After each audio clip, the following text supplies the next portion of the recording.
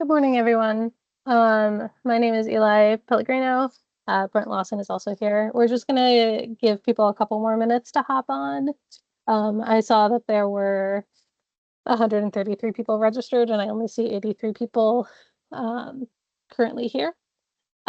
Just as we're getting set up, if you could make sure that you are able to see these slides. Brent currently has them open, so if you're not seeing them right now, go into the view and adjust how you're viewing it, just to ensure that you can see everything.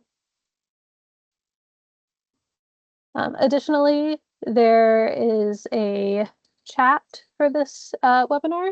You can use that chat to ask questions. If you don't want to hear the notification noise, there is a way to mute it. I've put a link on how to do that into the chat. And also, if there are multiple people viewing from a single computer, please send me an email with the names of those people and their email addresses. And it would probably be really useful if I put my email in the chat as well. So there that is. If there's multiple people, just let me know. I need to know everyone who's attending for issuing certificates. And I also issue those via email. So please include your email. And if you are somebody who has hopped on, I don't know how easy it is to like change your screen name, but if you could ensure that your screen name is your the name that you would like on your certificate, that helps me a lot. The way that Teams tracks all that information is based off the name that you give it. If you can't change it, that's fine. You might just get what I put in there. Oh, okay, all right. What's a dog?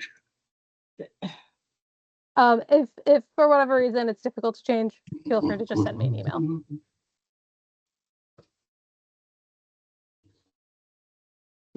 Okay. Eli, can you still see my slide? Yep, I can still see your slide. Okay. Now I don't have the people on the side that are involved here. So if we have a question, you'll have to stop me and let me know. Can do.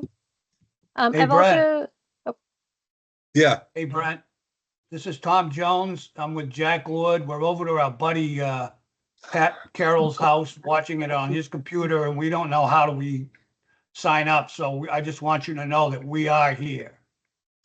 Yeah. How do I know that, Tom?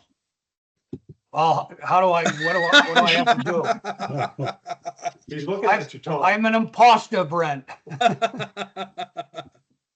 Trying to send this. So we're trying to send an email, but the writing is so small we can't even read it. But I have His eyes are small. Well, you don't have to, Daddy. I I don't have wrote a any. note, but I can't. No, that's it's all right. also okay send for you it? to do it after That the little training airplane thing up Oh, here. okay. if send it. it's easier. No. We'll go down and do it now. I probably won't be sending So, certificates yeah, immediately. Could you do me a favor and state Well, the receipt? They sent you, but I've already registered in. I Yeah, think I typed my name. in Thank you. before. You remember I said, oh, they want your name. I typed it in. Yeah, okay, all right. Okay. 'Cause I was gonna say, how do you tell who's here? I just sent it. Nobody else is showing their face. They're typing in this. They're typing in chat.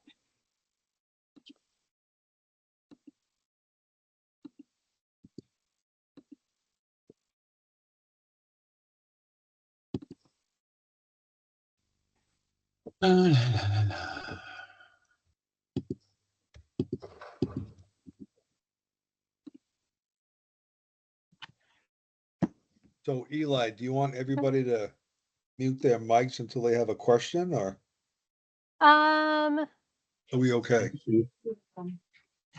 yes. I can actually force everybody's mics off. Oh. So I was just looking how to I was just trying to remember how to do that.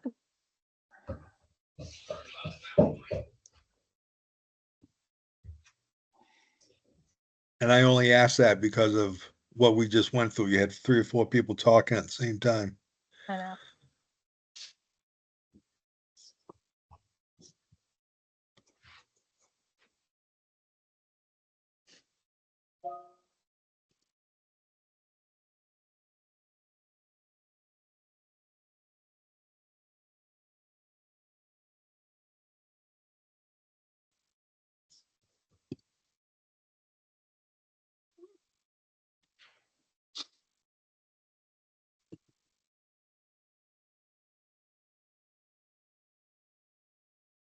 How many people you got on now? I'm seeing 95, and we're 7 minutes past time, so I think we're probably okay to start. Anyone else can just kind of hop on late, and we'll put the recording up later for anyone Yeah. who's missed anything. Yeah, Um, what do you think? So, in terms of introductions, if you hopped on in the last couple of minutes, my name is Eli Pellegrino. I work as an environmental analyst for the Subsurface Wastewater Unit. And then also here is Brent Lawson, who's the state site evaluator. We'll both be giving presentations today, but we're going to be starting off with Brent. So if you want to go ahead, I'll be monitoring the chat for any questions. Brent won't be able to see them, so I'll stop periodically to answer them. And if you can keep your mics muted unless you have a question. If you do have a question, ask it and then mute yourself again. If there are too many questions all at once, we might just ask everyone to be quiet for a second and just to get organized.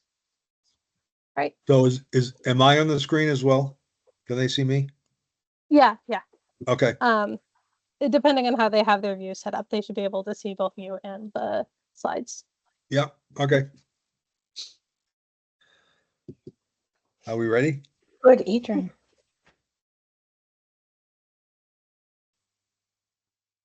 Yeah, we're ready to go whenever you are. Okay. Good morning, everybody. This is just a 3-hour presentation on Eli's going to be doing our new forms, the new HEG 200 forms at the end. And mine is just general knowledge of the septic systems and going over the new rules that have passed back in 2023. So let's see, we get started here. Of course, my name is Brent Lawson. I'm the state site evaluator and plumbing inspector. I oversee the site evaluators responsible for approving or denying variances. I also do site visits if there's an issue between the site evaluator and the contractor or the homeowner. So I'm kind of in the middleman. The state agency responsible for the subsurface wastewater rules is the Department of Health and Human Services. We are still called the Subsurface Wastewater Unit, but we are folded under the Maine Drinking Water Program. So we're actually part of that as well. That is a cover of our new rules. And on the bottom, it should say September 23rd, 2023.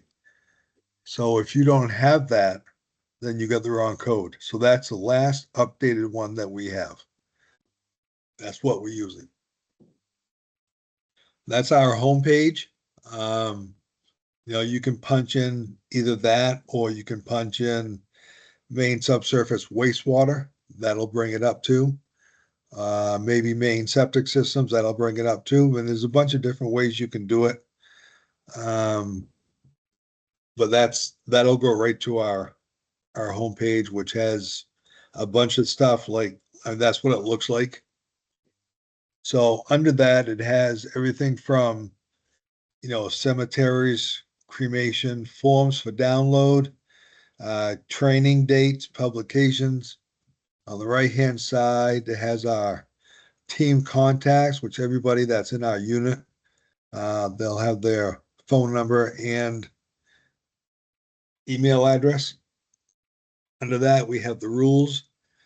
That is rules for the subsurface wastewater rules and also minimum lot size.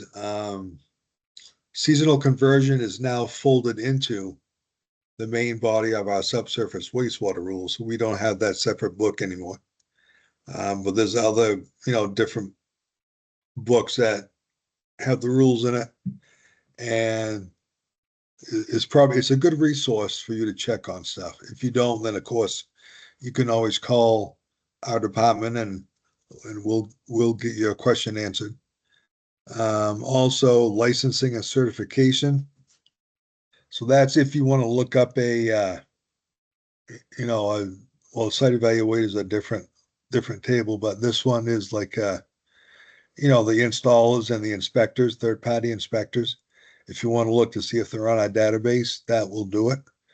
And then just a site map, and there you go from there. So basically, that has a lot of information on it right there. But again, if you can't find your answer, just give me an email or a phone call and we'll get your answer to you. So the state of Maine is minimum requirements, which means basically a site evaluator may design over and above the design requirements in this code.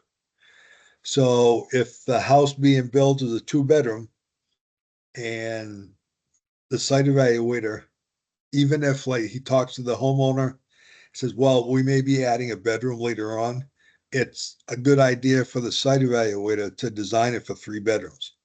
Or even if, if that doesn't happen, then, you got a good septic system there that'll handle another bedroom later on. Again, a lot of it depends on too, you got to be careful because once it's in and once they're living in there and there is no garbage disposal checked on the internal plumbing application, it's a good idea to ask them if there's any chance of them having one. Because then you can design it according to that, like a bigger tank or a filter or whatever. But that would be the best way. And of course, I mean, there's no way of telling that if they put one in or not. So the only way of telling is their system malfunctions and we all find out they have a garbage disposal, which is too late. So subsurface wastewater disposal system or system, it's just a combination of all of those components right there, includes, the piping, holding tanks, cesspools is still a legal system, but you can't put them in anymore. But if there's one there and it's not malfunctioning, it's good. Of course, they're designed to malfunction anyway, but that's besides the point. Yeah, I mean, as long as like I said, it's not ponding or anything like that, then cesspools are still fine. It's a good idea to get that updated, but that's a homeowner's decision. But this right here, as you can see, is the pipe going into a blue bucket. That blue bucket had holes in it, which drain the effluent out. And at the end of every day, if that toilet was used, they would come and empty that bucket down back. Now, of course, they did this because that goes to that garage right there. And those black hoses, one goes to the kitchen sink, one goes to the bathroom sink. And it's just, they did that because they wanted to rent out the garage as an apartment. So me and the code officer went there on a different call about, I can't remember now, but it was some about their fireplace, their stove didn't meet all the requirements. So we go in there and we see all this stuff. And the reason why they had all those tires piled up in front of it is because on that side is actually the street. So they're trying to hide this from anybody who passed by. And yeah, so they had to delete their apartment or either put a system in, and they decided not to put a system in. So they got rid of everything that was in that garage. This is an outdoor shower. Any fixture like this, I mean, it doesn't matter where it is, it has to have some sort of legal means of disposal. So it has to either have a on-site disposal, which is a subsurface disposal system, has to be on either public sewer or a licensed discharge which is an overboard discharge. They can't just drain on the ground. I know a lot of houses have that, especially on the coast. So, it's like, don't go looking for trouble. Or if you happen to come across it, just as a code officer, just mention, you got to get that either tied into the system or, cut it off, take it off the wall. Now, you can't be there to babysit them every day, so probably they'll put it right back up after you leave. But that's besides the point. At least you have it on file that they had it up there and you told them to take it down. And when you went back to check on it, it was down. And that's that. So you did your job. Something like that to tie into the septic system. Who knows where the septic system is? That might be, you might not be even be able to do that without pumps and all that stuff. So is it really worth having that? That's totally up to the homeowner. Hey, Brent, we have a Primitive sys- question. Whoops. And we have a question in the chat from Madeline asking if you'll be touching on septic upgrade requirements for short-term rentals.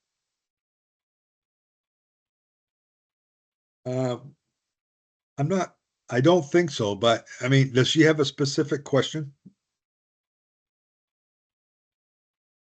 Madeline, you're welcome to unmute your mic if you have a specific question.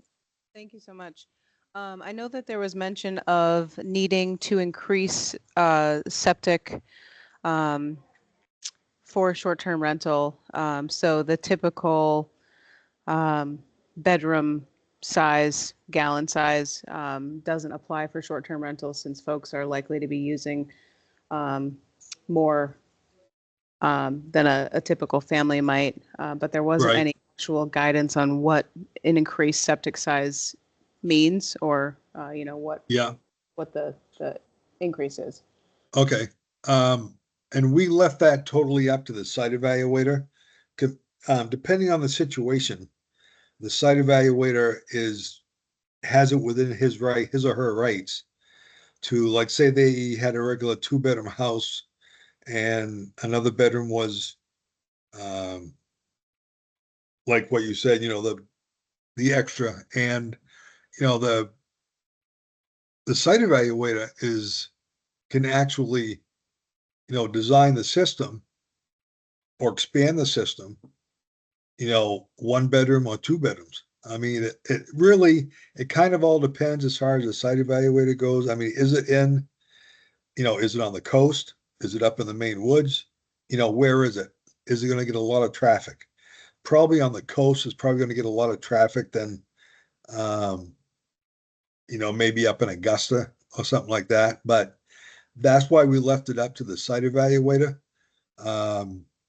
If the code officer knows that that is going to happen, then it's good to relay that to the site evaluator. And of course, you probably don't know who the site evaluator is until you get an application. And again, the site evaluator, they have to take the homeowner's word that either it is going to be a rental or it's not, and there's a lot of little things involved in that. But again, that's why we left it up to the site evaluator to try to do his or her investigation to figure out, if you have an inkling that it is going to be a rental, you need to ask the homeowner and then maybe put a little note on your 200 form that this will not be a rental. And then that's why you designed it for where it is. And maybe if it is going to be a rental, go ahead. What if you have, so we have a lot of existing systems in my area near Lucerne. Can we put in our short-term rental ordinance, if it is a short-term rental, different allowance per bedroom? Like, can we be more restrictive than your minimum instead of doing 2 people per bedroom? If we know it's a short-term rental and they already have an existing system, are we legally allowed to change that number for short-term rentals only? Yeah, and what I would do in that case is make sure you have a local ordinance that allows you to do so. Perfect. So, Okay. yep. Then you should be fine after that. You should be all set. Excellent. Thank you. Okay, you're very welcome. So a primitive system means any disposal system consisting of a gray water disposal field designed to only handle hand carried or hand pumped water with an alternative toilet. Limited system is basically the same thing, except for It's not hand carried water. It's water supplied from an elevated storage tank or cistern of no more than 1,000-gallon capacity and an alternative toilet. Now, as far as that tank hanging up like in the rafters or whatever, you are allowed to fill that up with a hose or by hand carried water or whatever. But it has to drain by gravity. That's a limited system. I don't see really too many limited systems. Primitive systems, we still get quite a few of them. But limited systems I probably saw maybe 2 of them in the last 25 years. But that's not meaning to say they're not out there. An alternative toilet means a device intended for other than temporary use, excluding a water closet or other fixture, located inside a structure designed to treat or store human waste only. Examples include pit privies and vault privies. So this is well, there you go. So there's your regular outhouse, composting toilets, incinerating toilets, even a vault privy which is basically an outhouse over a holding tank. That is the only one that do not need a site evaluation, is a vault privy, because there's nothing going into the ground. There's nothing going into the soil. So it's all contained, and that does not need a site evaluation. These are porta potties. They are not alternative toilets. So we tried to pass in our rule book that these can only be on site for, except for construction sites, these can only be on site for, I think it was 7 days. Then they had to get written approval from the plumbing inspector to keep it on more than 7 days. But somebody owning a porta potty company fought that, went through legislation and all that stuff, and the new rule is on our homepage. So that's changed. Basically what it says now is they can still have them. They can have them more than 7 days. If it involves any type of food license, they cannot have one at all. So, I mean, basically that's what it is. Now, again, just like what was said previous, you can be more restricted by having a local ordinance, and you can actually put that in your local ordinance. Cannot exceed 7 days unless it's written authorization from your plumbing inspector. And that'll take care of the whole thing. And that's if you want to. If you don't want to, you can leave it the way it is and take it from there.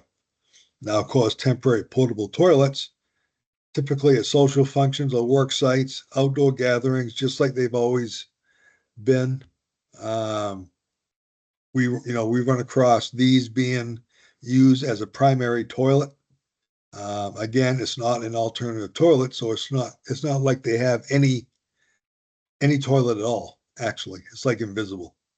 Trying to stop these as being carnival rides and going for a nice little slalom downhill, and stopping them from being a boat.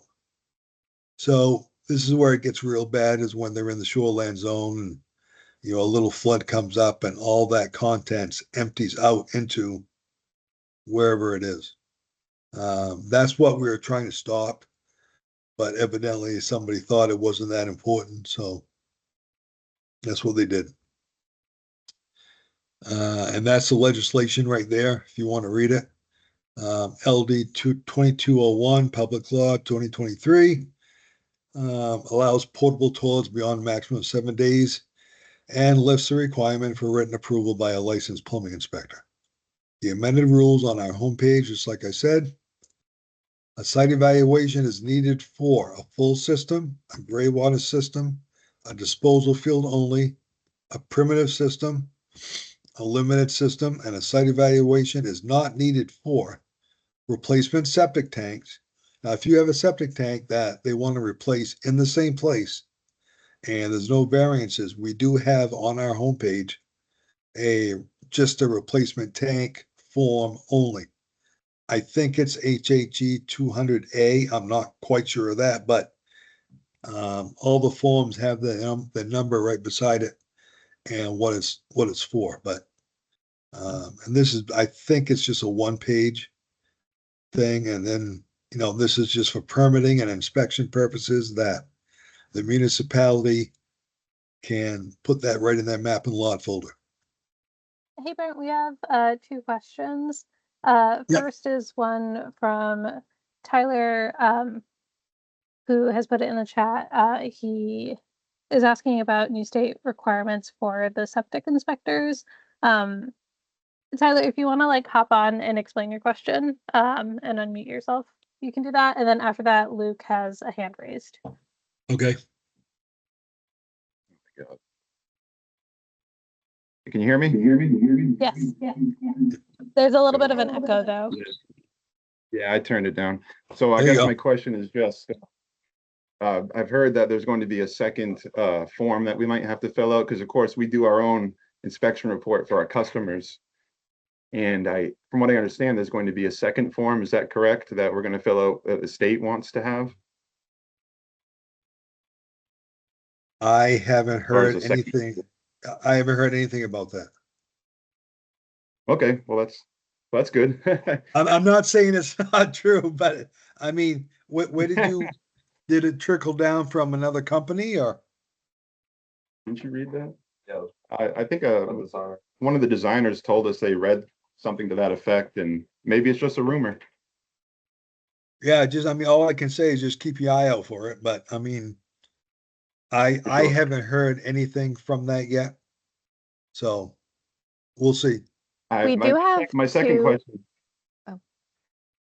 We do Oh, have sorry two about My second outdated. question. Sorry, let's let April respond. She's another member No, I'm of the sorry. subsurface unit. Hi, I was only, it was just, hi, I'm new. I started with the subsurface unit about a month ago. We're currently reviewing the subsurface wastewater inspectors certification process. So some of this stuff is likely to change, but right now there are 2 forms on the website and both of them are pretty outdated, and it is not, I don't think we're requiring submission of those to our department at all at this point. But there will be changes in the coming weeks, months. okay, well, thank you for that. And I guess my second question before I mute myself is that we've attended, this is going to be our second training or seminar that we've attended. And I was wondering that probably, we appreciate and find value in them either way, but I was wondering if they count towards recertification for inspectors. Yes, they do. The Okay, only good, thing is good. the only thing is you can't double dip. If you've already seen it once, then that's all you can use. But this year, like I said a long time ago, if you take this course and watch it in time, like we're doing now, that should be fine. I mean, this is up to April because she's a certification person. So unless she has something else to say about it, I've told you that this would be okay just to get, the ball rolling again this year. April, do you have anything to say about that? In our rules, I think that now we're requesting 12 hours, which I'm not sure how many hours this counts for. But I am under the impression that this can count for recertification, but not initial certification. Yeah, there you go. So have you guys thank been you so much. certified before? Yeah, we've done the Internachi, we've Okay. all done it throughout the past 4 or 5 years. Excellent. But I'm Excellent. expired. I'm expired, so I have to email April and see if I can get maybe some credit for these classes. Yeah. Yeah. And like I said, Well, that's all. like I said before, I mean, last year was kind of screwed up a little bit as far as training goes. So that's why we put this out there, to get you guys back on track again. So it wasn't your fault that there wasn't any training. So that's why, we did it just to give out like a helping hand to get you guys started again. So, Yeah, we appreciate it. I'll mute off now. We can continue. Thank you. all right, you're very welcome. And then thanks for waiting, Luke. You can ask your question now. Hey Brent, good to see you. Hey. Just wanted to have you mentioned that porta potties can't be used at a place that serves food. Can you elaborate on exactly how that is? Yeah, under the food license, health inspection program, HIP, that gives a food licensing. Before they give or relicense somebody, they have to have some type of system. They cannot have just a porta potty. And that includes takeout stands, or you have these food truck parks. Well, food truck pats, probably takeout stands. I'm not quite sure. But actually, I mean, do you have the number for the health inspection program? Yes, Okay. This was a new thing that you mentioned. I hadn't heard that Yeah. before. So. I would, just to get it from the horse's mouth, I would call them, and anybody, give them a call just to make sure. That's what I was told. So just to clear it up for everybody, I would do that first. Okay, thank you. Yep, just so we're all on the same page. So, all right. Let's see. Direct replacement of some components. Site evaluation not required in the case of an alternative toilet that does not discharge human exterior directly into the soil. A site evaluation is not required for the design of that alternative toilet. So like a composting toilet, I mean, you got to be careful because some of these composting toilets or incinerated toilets do have a drainage tube coming out of there. That cannot be plugged up. That has to be tied into some sort of gray water system. So just make sure whatever they're using, it should come with a brochure and a how to use it and all that stuff, that there is no discharge from that.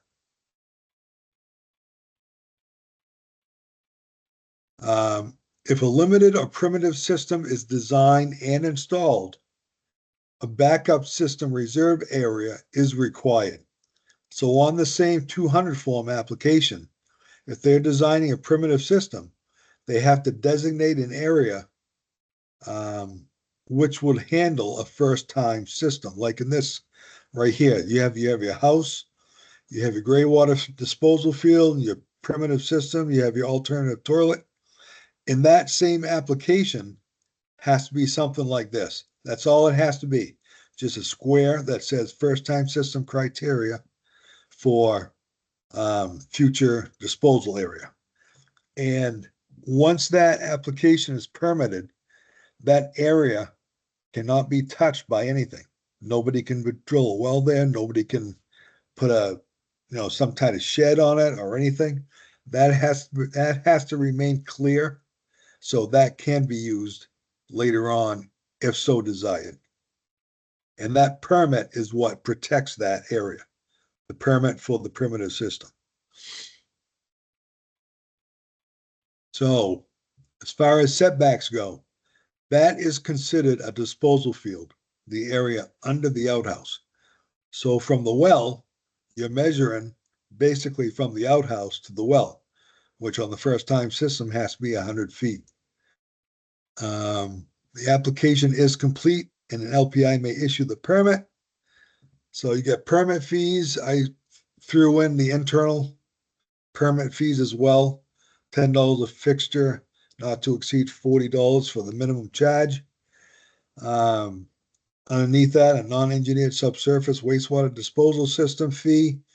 A full system is not to exceed $250, and a surcharge of $15 must be charged. Now that $15 goes to the DEP. What you would do, and Eli, correct me if I'm wrong, if there is a subsurface wastewater disposal system that has to have a $15 surcharge, they mail 2 separate checks into you to cover both. That's Okay. correct. It's because DEP and the drinking water program are separate agencies and we have separate accounting. So it's just a lot easier for us to forward a check. Yep. I also saw two questions about does the reserve area need to be recorded in the registry of deeds? And then also I see that Alexandra has a hand raised. So if you could answer the registry Okay. of deeds question first, and then Alexandria Yeah. will answer your question next. No, that does not need to be recorded with the registry of deeds because it's already on a permitted application. That is part of the permit. So as long as it's designated, which it's supposed to be, then that permitted application will cover that area. So my question has to do with the setback from the system and the wells. I work in 4 towns, but one of my towns is the village of Lucerne, and everything is really close together down here. And are septic designers supposed to be taking in the neighboring well from another property when they're designing a system? Because people keep asking me this question when they're, say, getting a new system designed, if the neighbor's well was taken into account. I don't normally see that on the design. And so but we don't regulate wells or water. It's a small village. So is there something I'm supposed to be doing to ensure that a neighboring septic isn't being installed too close to a neighboring well?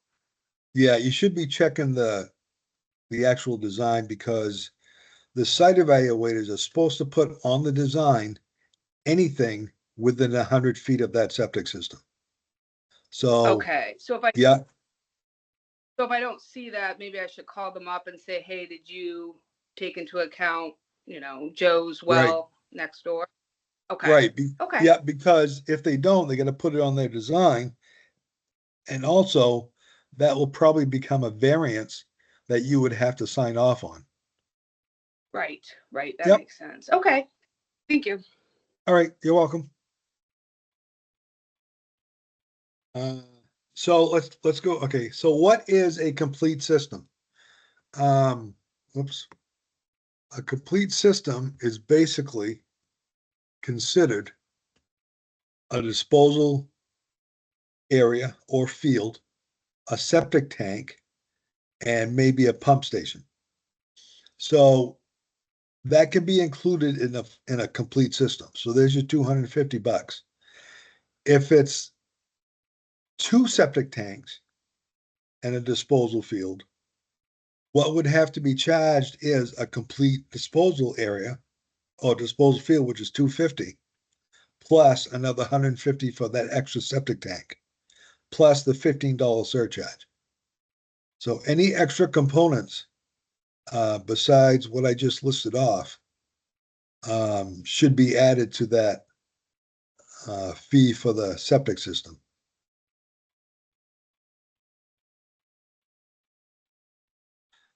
Permits for internal plumbing, minimum fee includes up to 4 fixtures for internal, $40.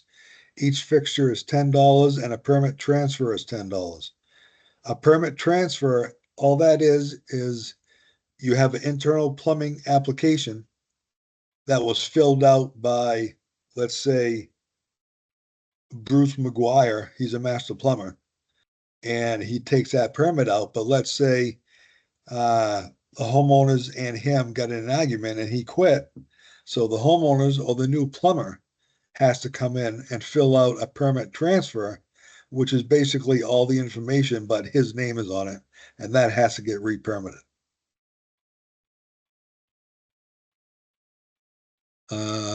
Permits for complete disposal systems, all that stuff right there is in our rule book. There's a component, minimum fee, it splits it off, minimum fee and state portion. Department fee review schedule, engineered system review, minimum lot request review, multi-user review, and licensed establishment. Late permit fee, it says in here, you guys can take this into your own hands, but it does say in the rules, a person who starts construction without first obtaining a disposal system permit must pay double the permit fee. Now, it all depends on the situation. So again, I would leave that up to the plumbing inspector. Municipalities may assess additional permit fees, like we talked about earlier. You have to have a local ordinance if you want to be more strict than the rules are. So whatever that is, you need a local ordinance to get it going. Additional permit fees. Yep. Oh, so let me go back there for a minute. Under the additional permit fees, like say, $250 for a full system, say you charge with a local ordinance $300. So that extra $50 does not count in the 25% you're supposed to give the state. The municipality keeps that extra $50.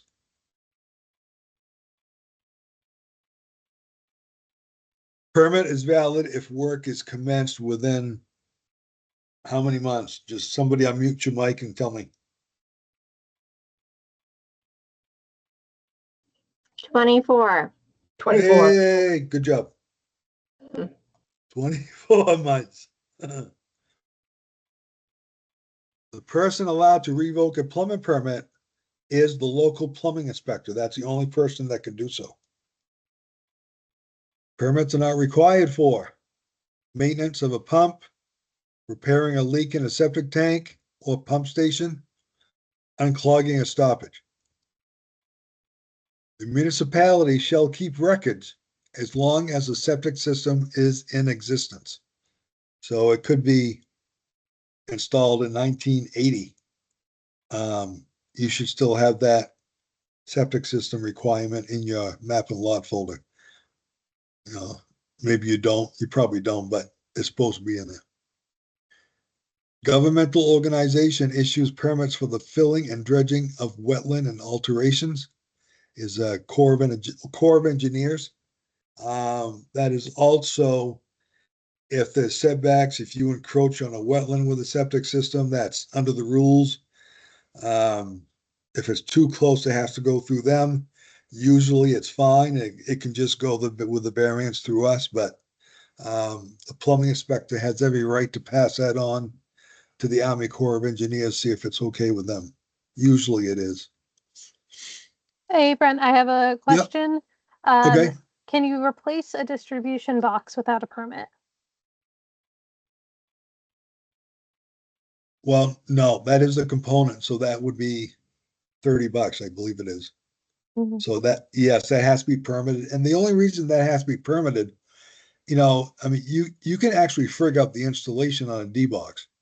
So I've seen them put in backwards, they're unlevel. That's just to make sure that the plumbing inspector looks at it and make sure, it has insulation if it needs it. Make sure it's level and make sure it's not installed backwards. That's the reason why.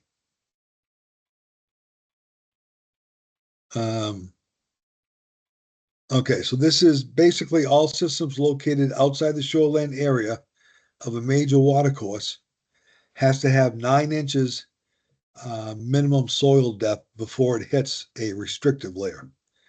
Anything inside the shoreline zone has to have 15 inches.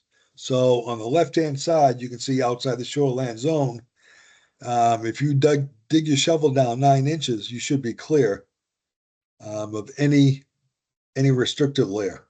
So that includes, seasonal water table, hard pan, bedrock, anything like that. On the right-hand side, if you're in the shoreline zone, you need 15 inches of the same thing with the same restrictions. Most municipalities have a 250-foot setback that the shoreline zone is in. If you're a site evaluator, I would double check with the municipality because there are some out there that has 300 feet, but most of them do have 250. Minimum point value. A site evaluator will use this. There's your variance form. On the right-hand one, at the bottom, I'll explode this a little bit. So that's what that is. the site evaluator has to use this if the soils aren't met for what he wants to do. As you can see on the bottom, minimum points, check 1. Outside shoreland zone, you got to have 50 points. Inside the shoreland zone, you got to have 65. And if it's a subdivision, you got to have 65.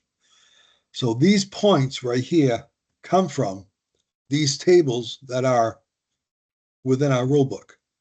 So if you have a profile 4, that gives you 7 points.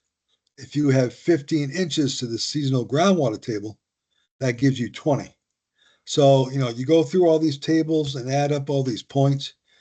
If the site evaluator reaches 65 or better, they don't have to have a variance. It meets all the criteria in the rule book. Drain line size, pressurized water supply, must be 3 inches in diameter or greater and not less than 1/4 inch per foot. So where does a building sewer start? So there's your concrete foundation wall. There's your pipe. 2 feet outside of that wall is still the internal plumbing. After that is a building sewer. So if you got a clog in that pipe within that 2 feet, it doesn't have anything to do with the septic system. It has to do with the internal plumbing. And a plumber or whoever can unclog that pipe. If it's after that, there's a clog. There could be something wrong with the septic tank. Maybe the pipe is up against that inlet baffle. That's not letting everything go through. Per the code, that pipe going into that tank, the end of that pipe is supposed to be flush with the inside wall of that tank. A lot of people just stick it through. Everybody just sticks it through, really. I haven't seen one that was flush yet, but that is what the code says. Maximum percent passing by weight, stone size. 1 of 2 sizes, either 1.5 or 3/4 inch.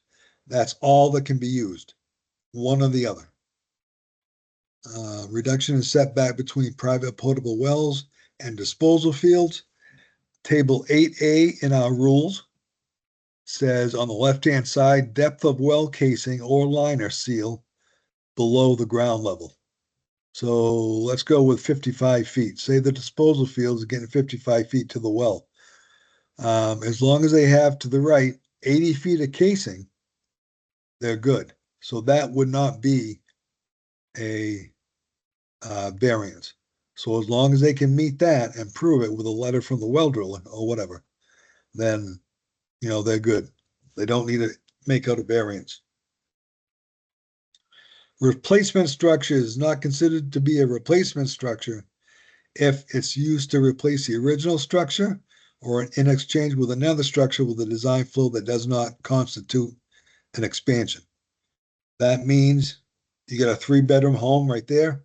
If you replace it with another 3-bedroom, you're good. Gallons per day to the septic system should not be any different. If you replace that 3-bedroom with a 4-bedroom and you're outside of the shoreland zone, you could actually have the homeowner file it with the registry of deeds. So in case something happens, they can put that design in as a 4-bedroom without any problem. If that is inside the shoreland zone and you're going from 3-bedroom to 4-bedroom, that design for a 4-bedroom actually has to be installed because you're inside the shoreland zone.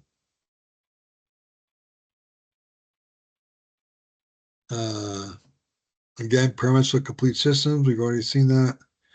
Proprietary disposal devices means a device utilized in disposal fields as an alternative to a disposal field with a bedding of stone and 1 or more distribution pipes.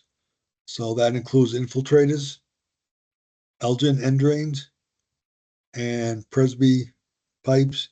There's more out there. Those are just the 3 that I picked.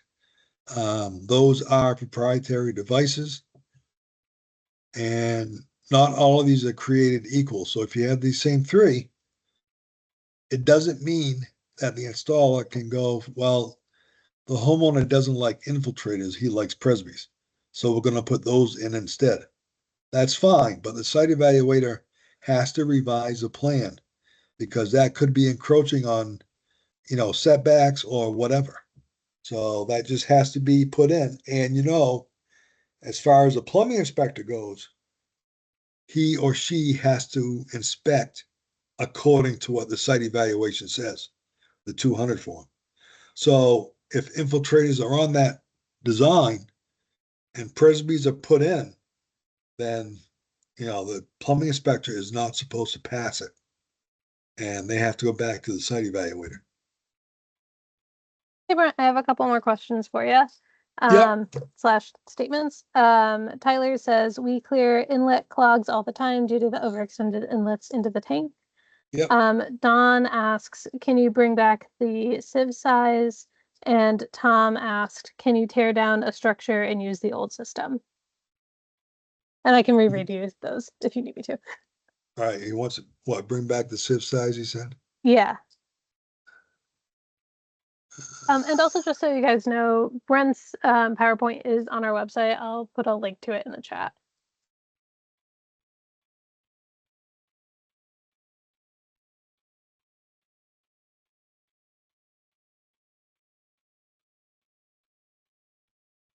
Come on.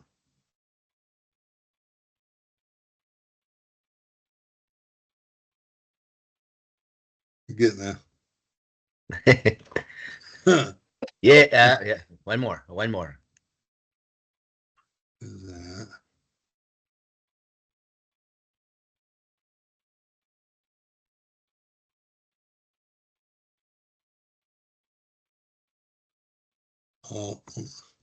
Almost there. Whoops.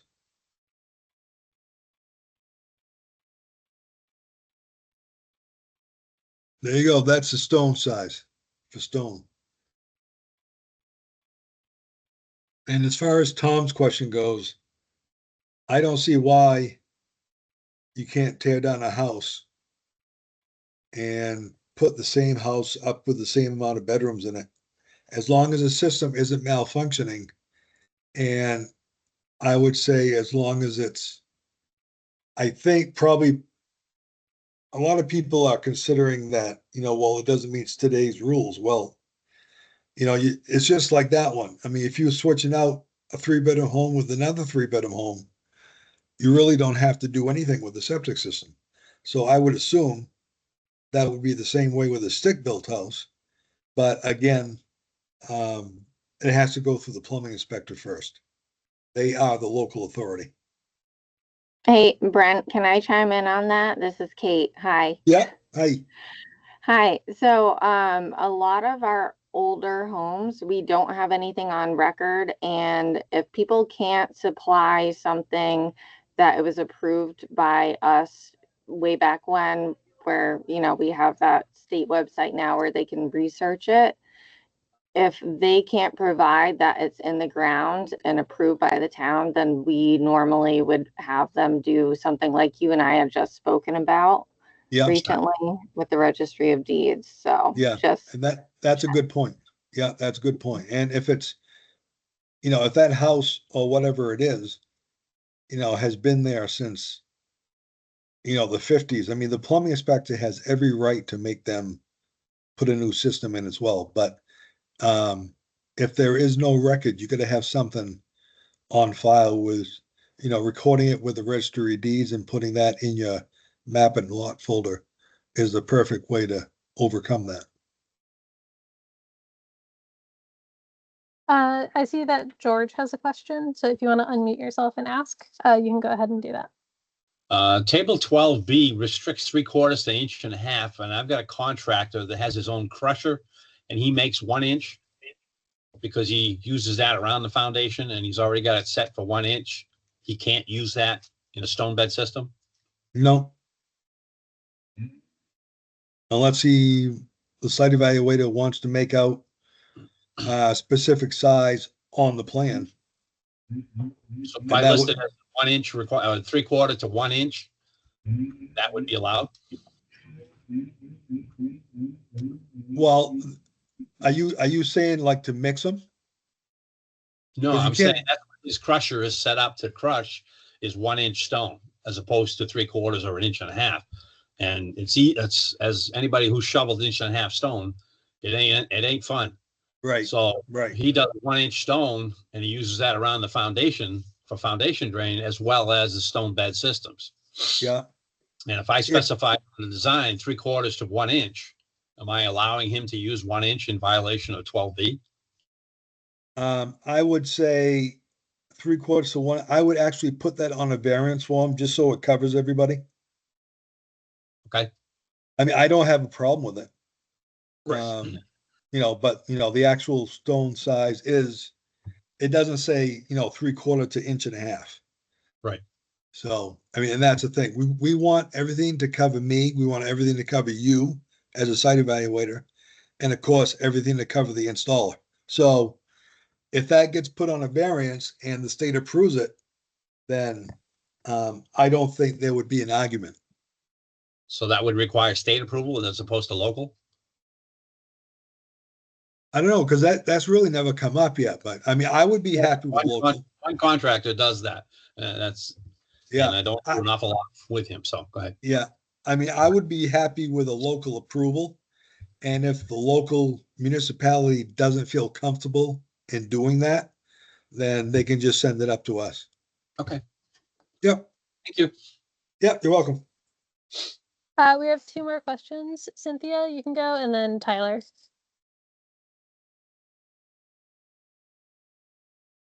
Cynthia, you'll have to unmute your mic to ask your question. There you go. Hi.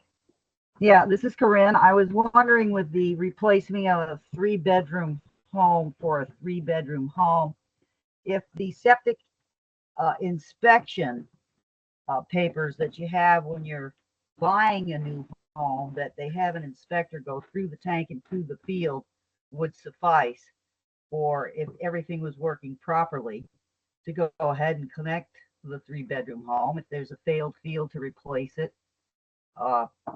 If the baffles are gone in the tank, to replace those, if that works as well. Yeah. Yeah, that's fine. Okay. Okay, Tyler had a question, and then Tom, I see your hand is up. Yeah, I think that was basically my question, what she just asked. I was wondering if, we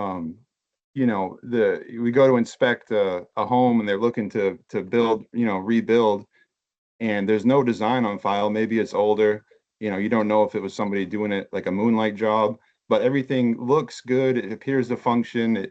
It appears big enough, but you really don't have a design stating the gallons per day. Whose call is it to say that's okay? Because I'm just there and I might say it appears that it's functioning, but whose call is it? Is it the LPI? Well, I would say between your question and the previous one, I mean, having a septic inspection done is great. I would, in thinking about it, I would also have, if there's nothing on file, I would have a site evaluator come in and actually do a design for however many bedrooms there are and put that with the registry of deeds. Because then you have, if something happens, you have a design you can fall back on. So it's something you don't have to do right now, but if a septic inspection comes back great, then I would think you'd still need a design on file just to fall back on. Well, thank you. I think I've recommended that before. That does seem the safe way to do it. Thank you. Yeah, you're welcome. All right, and then Tom, you had a question as well. But I have a 2 cents worth. The gentleman brought up a good point about the 1-inch stone. And I don't like the 3/4 inch. I think it packs in too tight, doesn't give as much void as the 1.5 inch, although maybe it gives a little more surface area, but it depends on how it meshes together. I think 1.5 inch might be worth considering in the future as a good compromise. I know it's tough to shovel 1.5 inch stone around and move it around 3/4 packs. We use it under sewer pipes all the time. So Right. just my No. 2 cents worth. Yeah, that's a good point.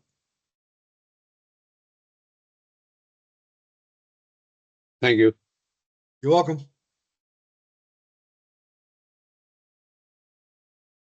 You all set, Eli? Yep. Okay.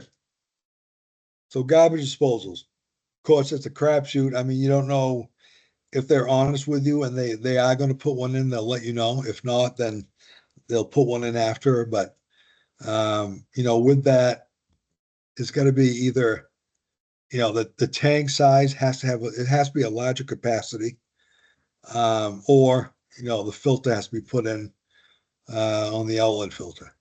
Either way, I'm starting to see a lot less garbage disposals because they're nothing but, you know, a pain.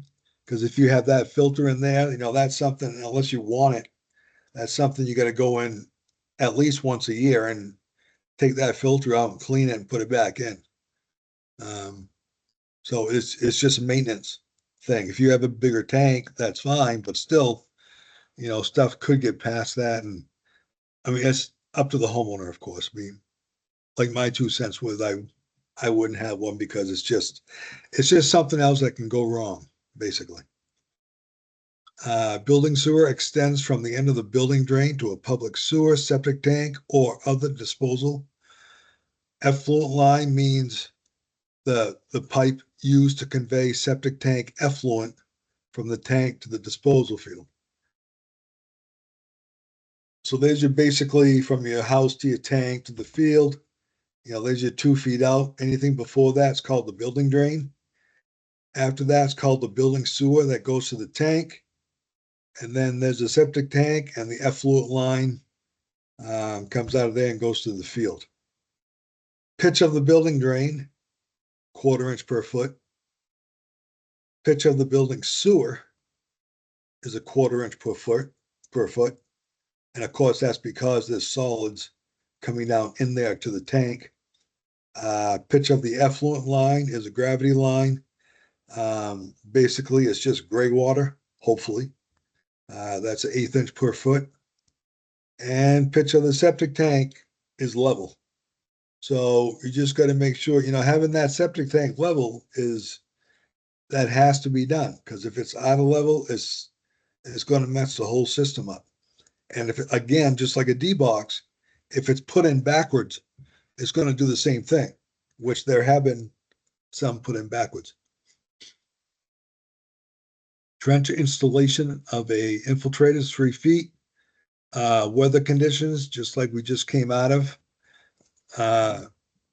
When the ambient air temperature is below freezing, and this is a LPI call. So you just got to make sure the whole thing behind this is we don't want a disposal area being open overnight or for too many nights when it's cold out like that, because the crystals are going to form on the soil. And if it's been like that for a long time, the installer sometimes gets lazy and puts frost back in as backfill. And when it thaws out in the springtime, you have nothing but hills, and the septic field doesn't look good. So like on the left-hand side, that has nothing to do with freezing, but as far as the bottom of the bed being level, you know, that shows you right there. All that water is coming down towards the corner. So you know that's not level.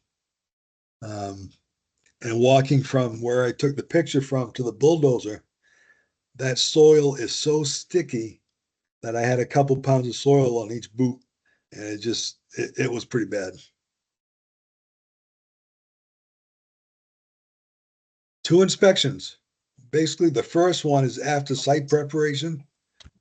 The area under the disposal field, fill extensions has to be roughened out. The transitional horizon has to be established, and the erosion and sediment control measures are in place.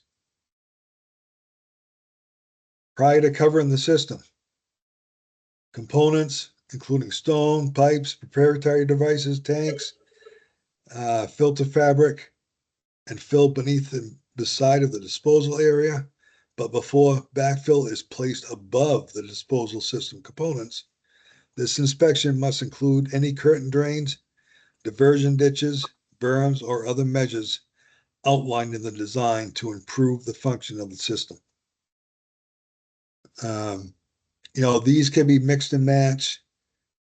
If you have a deal going on with the installer and, you talk about it before he starts and he says, I'll be ready for the septic tank in the first inspection or, something like that, then usually the plumbing inspector can be okay with that. And if they have time, they can do it that way. That's fine. As long as all of this gets inspected, they're golden. What's the very first item you should verify when installing or inspecting? Permit. Sorry, Brent. Tom has a question. All right. Yeah, just again, my 2 cents worth. I think it's important, and probably most active site evaluators know this, but that the snow needs to be clean. And exactly what clean means, I think it may be up to the evaluators or the plumbing inspector's judgment, but I've been called back several times over my career to look at sites and the stone is just too dirty and I've rejected it. Contractors aren't very happy with me, but nonetheless, washing the fines off the stone and creating a seal at the bottom of the stone layer is not a good thing for the life of a system. And I think a lot of it comes from when they crush stone, they put it in a pile and then the loader comes in and puts the bucket down on the ground and gets the material that's already filtered off into the stone mix, and they try to use it as clean stone. So I think that's a real important aspect, at least again from my experience and opinion. Thanks. Yeah, and that is where a lot of that comes from, is the bucket loader.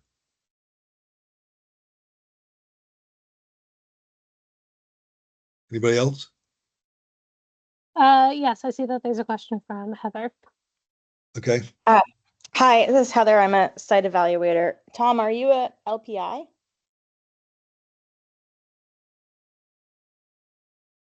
No, but I assist LPI downstairs, but I'm not an LPI, so. Okay. I was just wondering, when you were saying you're rejecting stone, you're rejecting it at the point of the contractor there for installation. So it's as a being part of the municipality? No, in the particular cases, it isn't in the town that I work in because I don't do them here anyway, but in some neighboring towns, the plumbing inspectors have called me in and said, Tom, what do you think of this stone? Okay. And I guess that's how I get involved. And, I'm going to be conservative anyway for obvious reasons, but when it's so dirty, it looks like gravel and not stone, then I get real concerned. Yeah. Yeah, I guess that went to my question. I've been sort of thinking about that issue about using a stone size, that sort of the between the 1 inch that someone brought up. And my thought was, well, what I would be interested in the sieve test is what's clearing the fines, what's in the number for the 200. Because the transition zone, well, just to back up, as a site evaluator, my goal most of the time is to limit my own liability.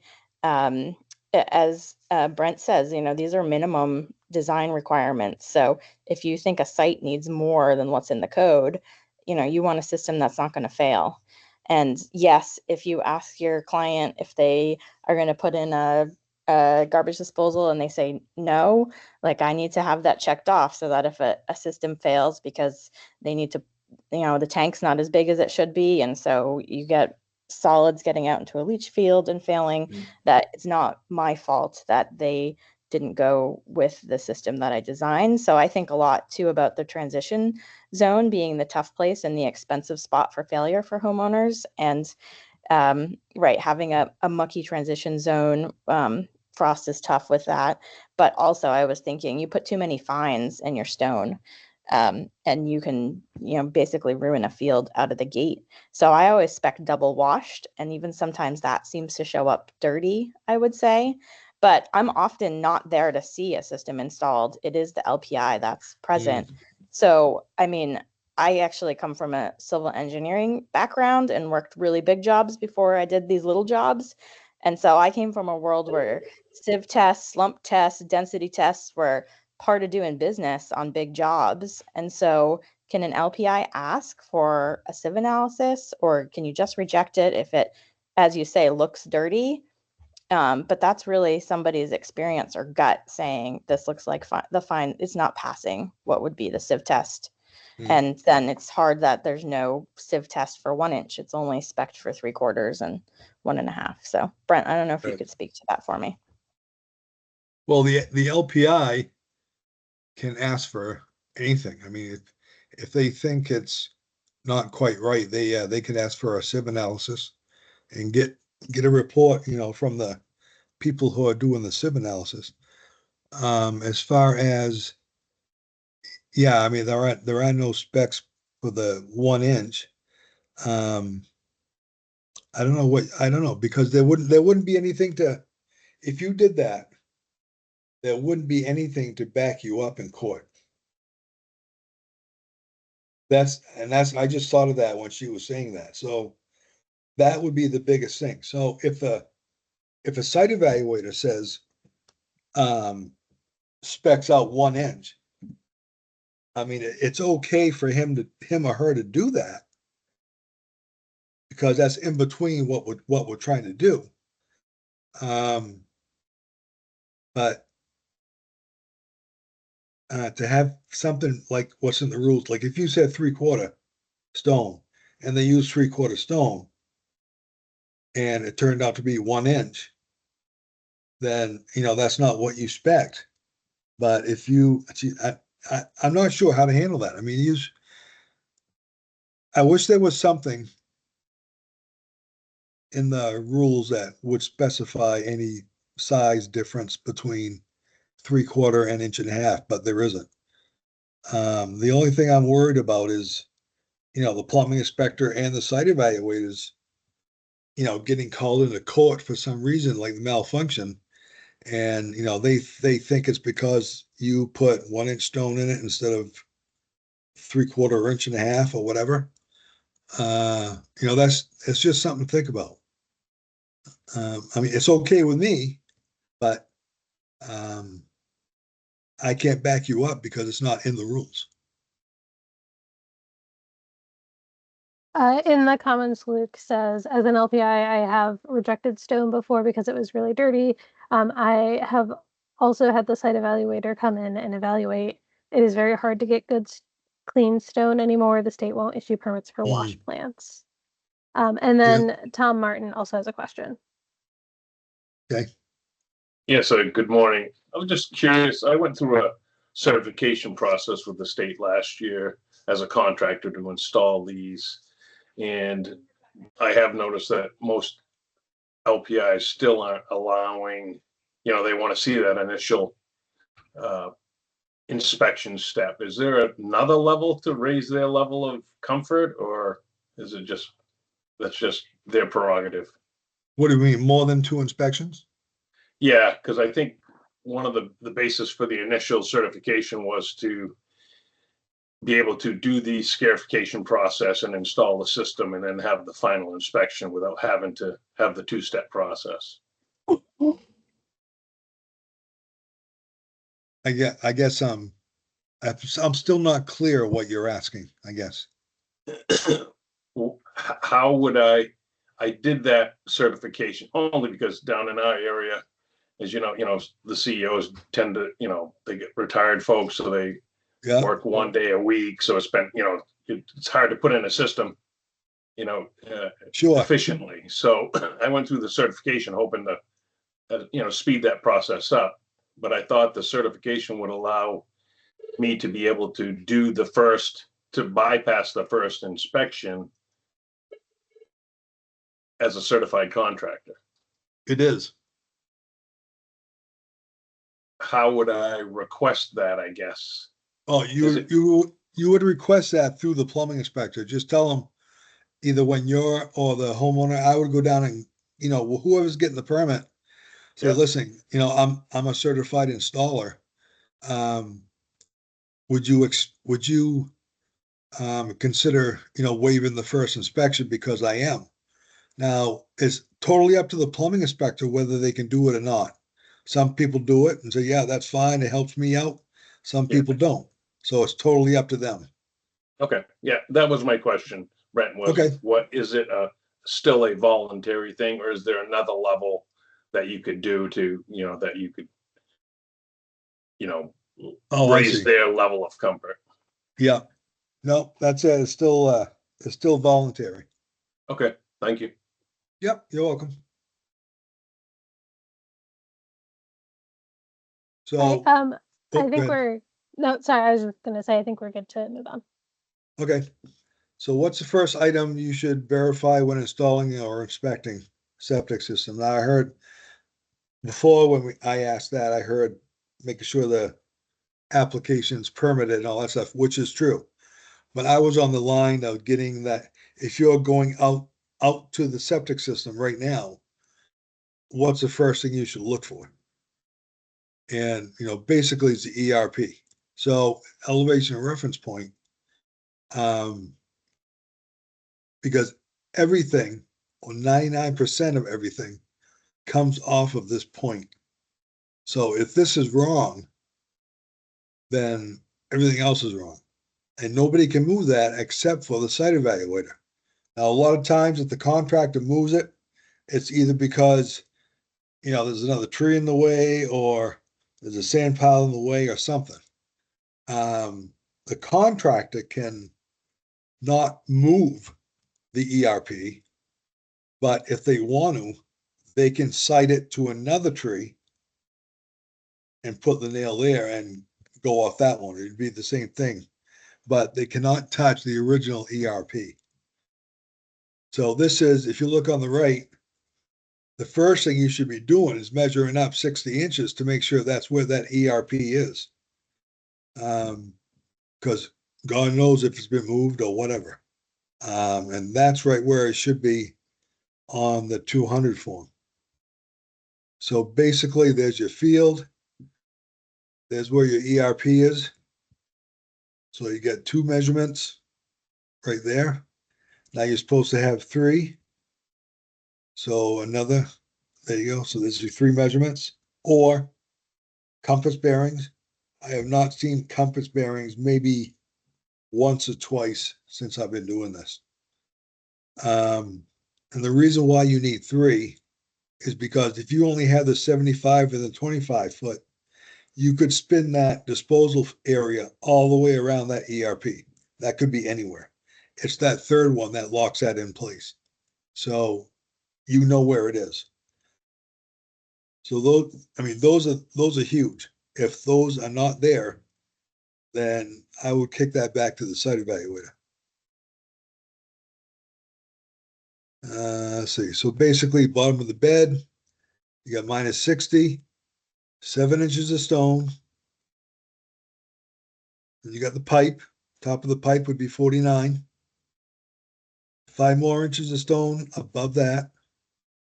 4 inches of backfill, 4 inches of soil amendment mix, and the 3% crown.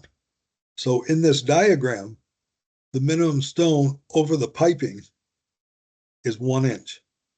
So if you add them up, so 7 plus 4 is 11, plus 1 inch of stone is 12. So it's a minimum of 12 inches of stone in any disposal field. Now, the site evaluator can order more.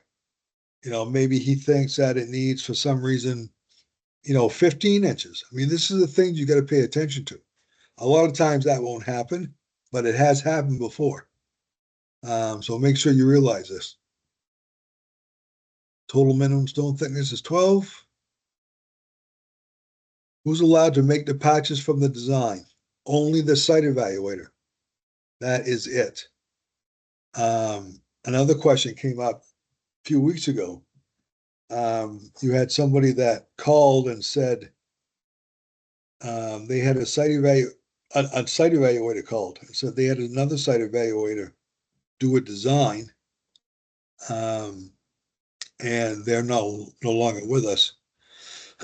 And the design was done a few years back. So the site evaluator asks, how do I revise this? Do I just sign it and send it in? You cannot sign and send in a revision or anything on somebody else's design. You have to start, you got to do it all over again, because it's just how, first of all, how would you know that's the right soil?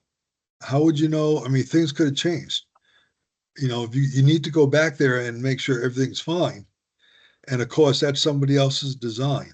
So you don't mess with somebody else's design.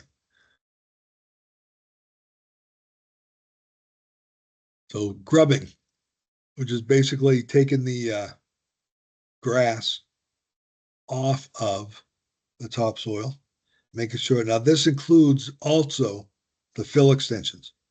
So the footprint and fill extensions has to be grubbed. Scarification, roughing it up with the teeth of the backhoe, or you can use the rototiller. And you have the dump truck come and dump nice backfill on top of where you just scarified, which is a no-no, because it leaves that. So every place where he drove is now compacted, so you do not get the infiltration from that disposal area. So what needs to be done is that has to be gone over again and be re-scarified. Here's a backfill textural gradation. So to get good backfill material, that's what it has to go through. But if you're in the field, an easy way to do this would be, there's your backfill material, scoop it up in your hand, squeeze it. If that stays together, that's no good. It's got too much silt and fines in it. If it falls apart like that, it's pretty good. Plus, it doesn't stain your hands. If that had a lot of silt in it, that would stain it a lot more than that. So you'll know, I mean, it's kind of odd to say, but your backfill material is too dirty. The effluent would have a hard time going through that.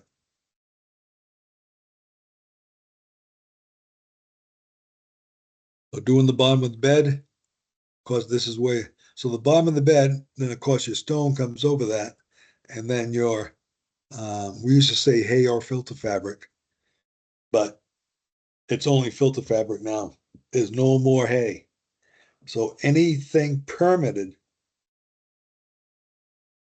2023, maybe the application was done a little bit before that. I would say let that pass, because it's too close, to where that date is, where there's no more hay involved. If they have hay on that, that's fine. But, we're coming up on, a year and a half. So those should be pretty much all gone. But we'll see. But again, no more hay. Structures. No portion of a structure is allowed to be located on or over any part of a disposal system. There's your house. There's your deck. It cannot be located there anymore. So if somebody wants to build a deck, if the CEO knows about it and they come and get a permit, they're going to move that septic tank, because that cannot be over that. I mean, that deck cannot be over it. Septic tank to full basement, 8 feet for a first time replacement system, 8 to 5 feet. So that's too close to it anyway. So septic tank to the post is the same thing, 8 feet, 8 down to 5. But again, that's still underneath the deck. So that's really the only where it can be put, is that third one. And they can no longer be used for deck posts. So that shoots that out of it. No more. So there's your structure right there. Coming down on or over any part So those three, something's got to be done. If they really want a deck, they got to move some things around if it's the one closest to the basement. Risers, that's new in our code. Access openings, watertight risers to finished grade. The riser must be located at the appropriate opening to facilitate pumping. So if you only got, one hole like this, of course, it's got to go in the middle anyway. But if you got two, I mean, either one can be fine as long as they both go to finished grade. So of course, that's to make it easier for everybody to find where the septic tank is and to pump it out. Other facilities. Yep. There's a question about how the HHE 200 gets recorded with the Registry of Deeds indefinitely versus like the HHE 200 that's permitted is only good for 2 years. Could you just clarify that a little bit? Okay, so the HHE 200, that is good for 2 years. Once it's permitted. Right, if it's permitted, it's good for 2 years. And if you start work on it, which now keep in mind, if you do start work on it, you have to notify your plumbing inspector so they know you started work on it. So as long as that happens, that permitted septic system is good until you get it done. If you take a real long time to get it done, the plumbing inspector might have to say, well, you're going to need a couple more inspections more than usual because now you got a disposal area that's open. And, we had a couple torrential downpours. So that's going to be, all packed up again. So, I mean, that's something between you and the plumbing inspector that's got to be worked out. But as far as recording something with the Registry of Deeds, that is in there. So if something happens to your disposal field, or if you expanded one bedroom in your structure and you need a bigger disposal field, that's in there to show the plumbing inspector and whoever that yes, you do have enough area to put that expansion in. That's what that's there for. And then is that design like good indefinitely, or is it good just until the next rules update? No, indefinitely. And it's going to be permitted before it goes in to recording with the Registry of Deeds, because if it's not, you don't know if that passes the rules or not. There could be something in there that the setbacks are off. So as long as it's permitted and the permit is signed by the plumbing inspector, then everybody knows that that passes through the inspection of that 200 form. That once you record it, time stands still. So if it's 10 years from now and we've had 2 rule changes in between then, it's still good, retroactive basically to where it got designed. Cool. And then we've had a couple of questions come in about risers, which you might be covering, but I'm just going to read them off just in case. Yeah. So Stephen asks, is a riser required for all new septic tanks regardless of depth of the tank? Is a riser required is a riser just required for one lid? And then Don asked, Brent, what kinds of materials can be used for risers? Up north, we currently have issues with the fiberglass/plastic risers, allowing surface water to enter the tank and fill it prematurely. Then we have the rusted screw issues. And then Jacob says, I believe risers are required for all serviceable components of the system. Yeah, and we're going to go into that. So if I don't answer your question with one of these slides, ask again. So, cool. Yeah, so there's that main one right there. So includes, grease interceptors and pre-treatment tanks also require this. So that's to facilitate pumping. Now let's say in the same septic tank, you have either a filter or a pump. That's got to have one over it as well. So in this case, let's say it had a filter in it. In this case, you would have 2 risers going to grade. so they can get down into 2 of those ports. And it doesn't matter how low the septic tank is, how deep it is. It still has to have these risers on it. And of course, pump stations has to have one going to the finished grade too. And you could put that on there as well if you wanted to, but this third one isn't mandatory, so it can stop within 6 inches. But I mean, the only reason you would want one there is maybe to get at the inlet baffle, but I don't see any reason to really. Now, as far as fiberglass rises and cement rises, if somebody's having a problem with the fiberglass rises because of that, you can, put in your local ordinance, cement rises only. I don't see how there's any way else of fixing that problem, unless somebody else comes up with something. But yeah, that's what I would do. There's another question from Bruce. Can you reuse the septic tank and then install a new septic bed? And also, can I have them put 3 risers? Okay, the first part of that is, can you reuse a septic tank? Yeah, and then install a new septic bed. Okay, yeah, you can reuse a new septic tank as long as it meets the code and as long as there's no cracks in it, or as long as it's watertight. The plumbing inspector would have to inspect that once it's in the ground, and you fill it up until it comes out the discharge that goes to the field, and you wait overnight and make sure that doesn't go down. If it doesn't go down, you're good. If it does, then there's a crack in it someplace. Which having to do all of that, and it turns out there's a crack in it, that would be an awful lot of work just so you reuse a tank again. But that's fine. They can do that if they want to. What was the other part of that question? And then he also asks, can I have them put 3 risers? And then we also had another question come in. All right. Yeah, you can have them put 3 risers in, but with that third risers, since it's not in the code book, you'd have to have it in the local ordinance. Okay. And then 2 questions, sorry. Do deck posts count for system setbacks or from system?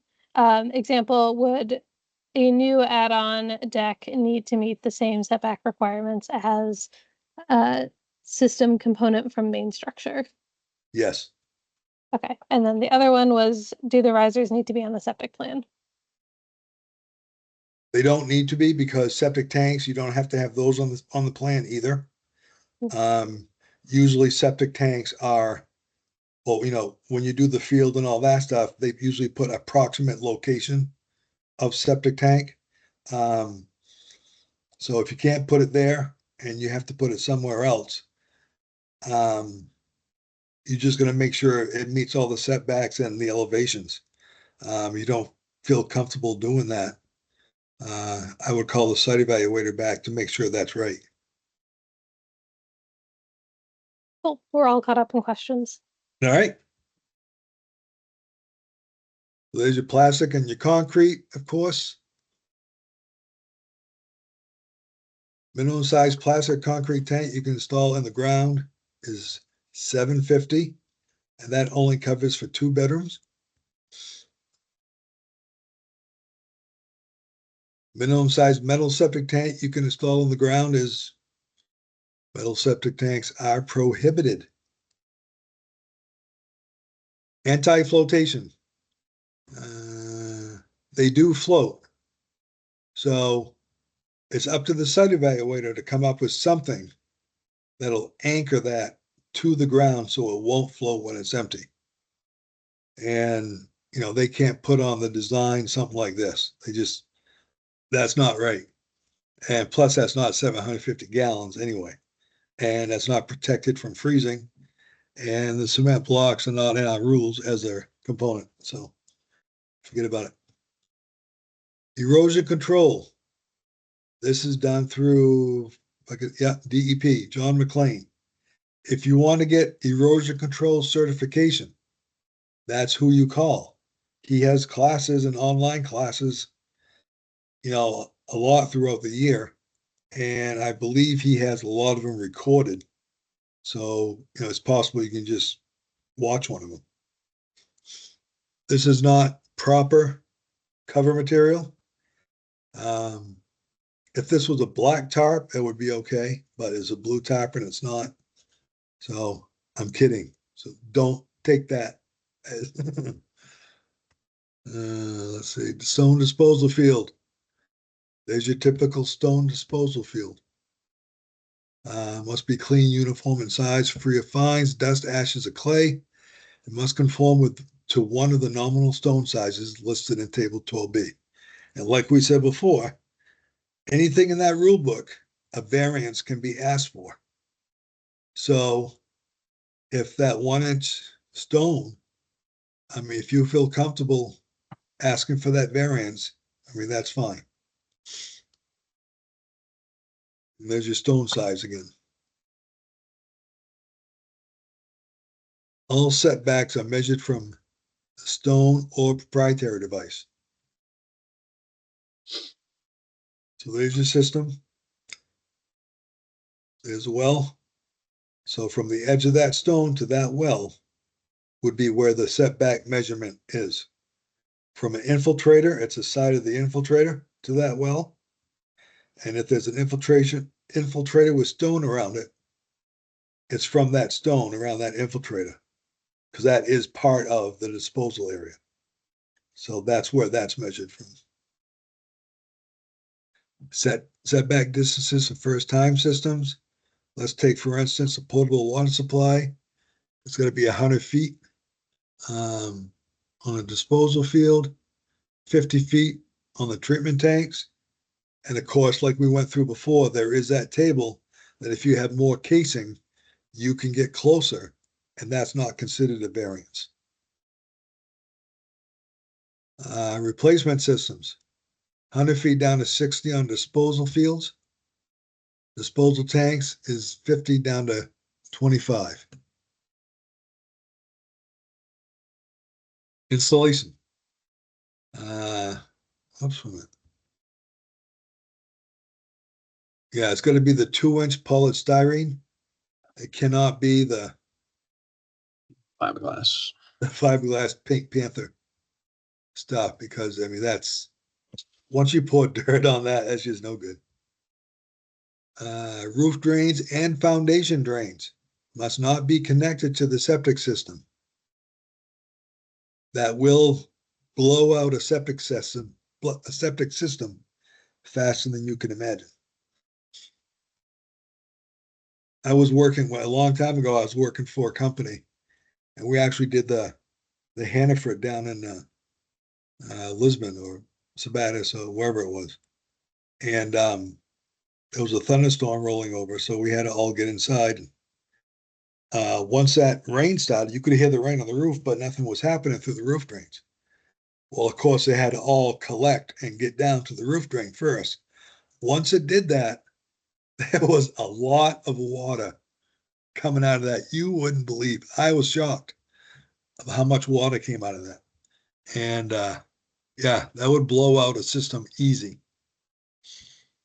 H20 wheel load means a wheel loading configuration as defined by the American Association of State Highway Officials for a standardized 32,000 pound per axle vehicle truck. So vehicle traffic, when a system is placed under an area receiving vehicle traffic, H20 loading components must be installed. So you're talking about, you know, under a driveway is basically where is the common place where they can put them that says about this. But and there has been a lot of speculation. Well, not a lot, but you know, once you plow your driveway, is does the frost go down through? And it probably does, but I don't know if that's a case where, you know, the insulation needs to be put in or not. I don't know if site evaluators do that. I haven't seen any as part of the design plans with the variants come through, but That will happen if you don't. Boom. So ponding of wastewater on the ground surface, seepage of wastewater into parts of a building, contamination of a potable water supply, all signs of a possible malfunction. Now it's hard on a potable water supply, it's hard to detect a malfunction from a sewer. You can use dye tablets, which if you get online, they're called bright dyes. And there's 4 or 5 different colors that you can use. If you're testing for wastewater on the ground surface or on parts of a building, I would test for detergents because usually every structure uses detergents either in their laundry or dishwasher or someplace. So that should, pop up as a red flag. Bunkhouses means any accessory building that has no plumbing and is intended to function as a temporary sleeping accommodations for guests of the property owner of a single family dwelling. Again, no plumbing. We run across this a lot of times. Well, it's a bunkhouse. Well, there's a full bathroom in it, so you can't call it a bunkhouse. There's a definition right in the rule book, and it has been there for a long time. So yeah, that's a skinny on that. There's just no plumbing whatsoever. And that's it for me. Are there any questions? We had a question in the chat. If a variance is required for setback from a butter as well, does the abutter need to agree to a waiver? No. It used to be that the abutters needed to sign off on it, but that's not anymore. So this is Alexandria again. I have gotten, well, either seen some permits written by my predecessor that are just now getting installed, or I've had a few designs come in front of me where the lot doesn't meet the minimum lot size, but a system, a designer has designed a system for it. Does that require a local LPI variance? Well, it all where they haven't checked that, but it's not meeting the minimum. depends if it was a lot of record before. If it was, Okay. the minimum lot size doesn't even get involved with that. Okay, when you say lot of record, even if there's no structures or septic previously were on the lot? Okay. Yep. Excellent. Okay, cool. Thank you. You're welcome.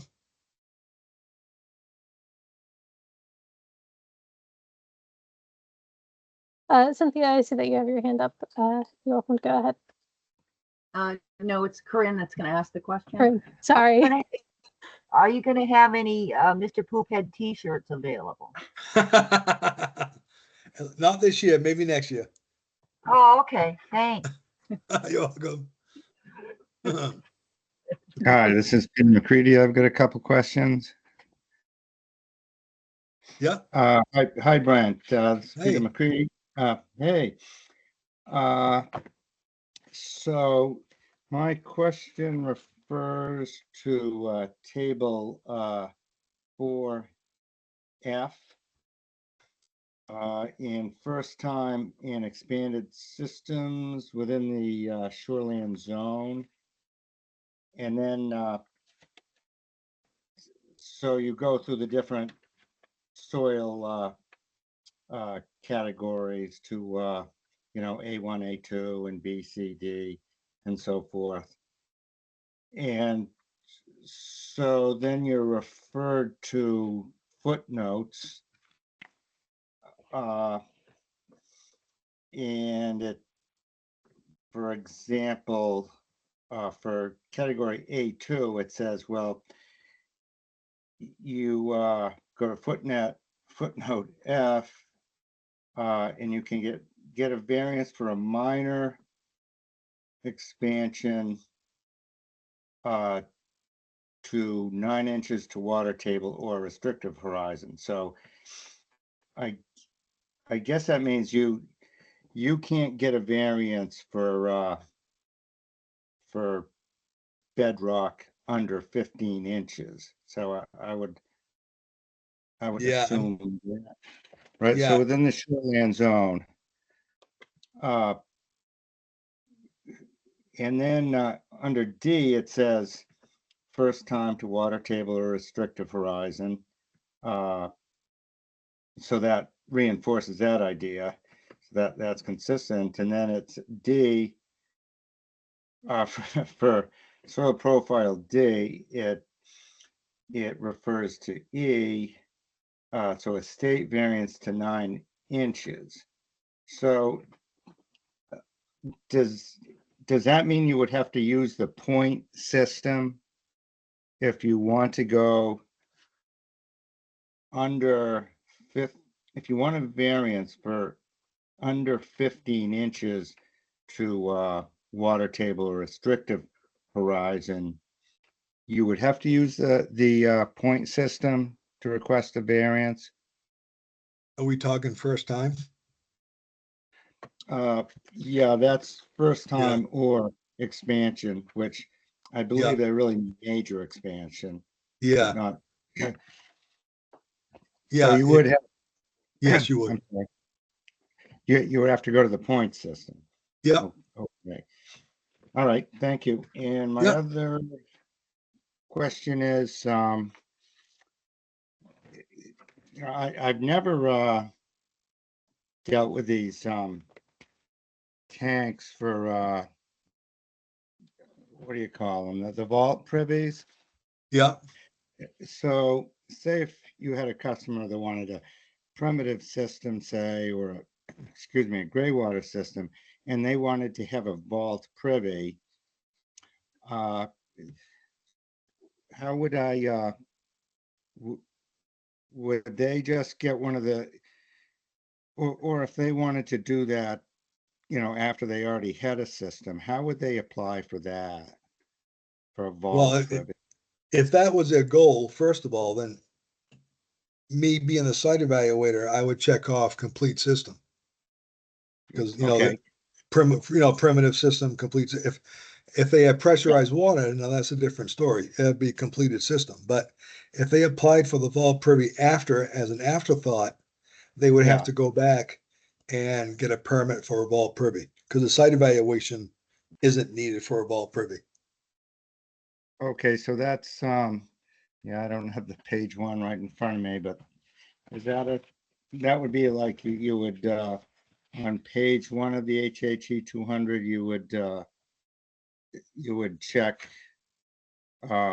septic system components. Is that how you would? Well, no, it should say alternative toilet, then it should say beside it what it is. Oh, okay. All right. Yep. So but they could do that without a site evaluator. Yes. Yeah. Okay. Great. Thanks. Okay. My last question is, can we buy a printed out version of the rules? I've tried printing them out, and then you gotta punch the holes so you can print them, and they never, the tables, the pages never match up. Yeah. So Right. can we buy them from the department, or? I mean, we don't have any. We just use online stuff all the time. Yeah. Yes. I'm old fashioned. Yeah. Oh yeah, I know. I mean, if there's somebody that can run one off for you. Yeah. Yeah. I guess. Yeah, I've done it myself. It's just it always never looks very good. You just never are in a line, But yeah, that's my problem. All right. Okay. Thanks, Brent. All right, Pete. There are a couple of questions in the chat. So first one, how close to the septic system can you be to the lake in a shoreland zone in a replacement system? Do you need a variance? I'd have to get in my rule book. I don't have my rule book right here. I can't get on it on there. I'd have to send me an email with that question. I can answer it for you. Okay, next question on short-term rentals. Does the increased septic capacity apply to existing septic systems, or would they only apply to new systems where a STR is present? And there was somebody else who followed up with that question, but I'll just leave that first. Well, it's like if you have and I don't know if this is going to answer your question or not. If it doesn't, let me know. But if you have a 2-bedroom home and there's an ADU that you turn into a rental, that's a brand new ADU. So that would have to meet first time criteria to whatever they're tying into. Chances are the house that's there now is existing. So if that's a replacement system, that can't happen. They're going to have to tie into their own system. If the system that's there on the house is a replacement system, then yeah, you can tie into that and expand that one. If that answered your question, I don't know if it did or not. So we wouldn't necessarily be required to have someone install a new septic system just in order to operate a short-term rental out of their home. But if they were to add an ADU,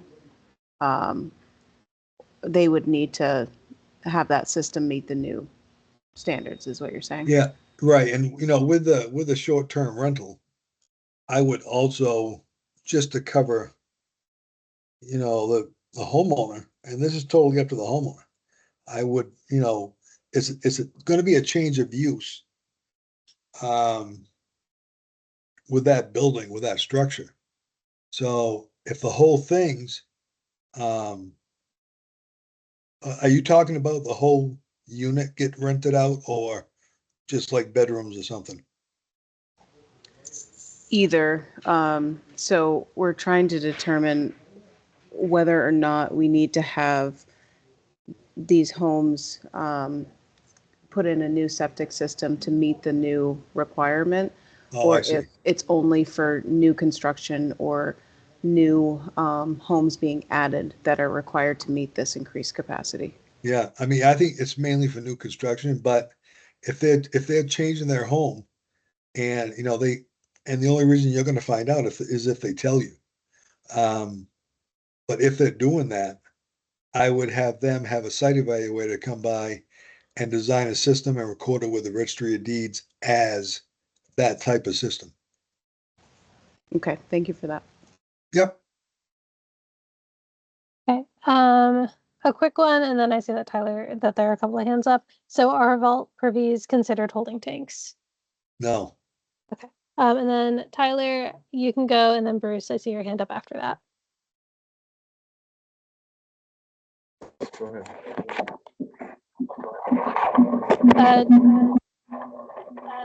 Yeah, I gotta fix my mic. So this is a quick question. Can you hear me? Yep. So my question is about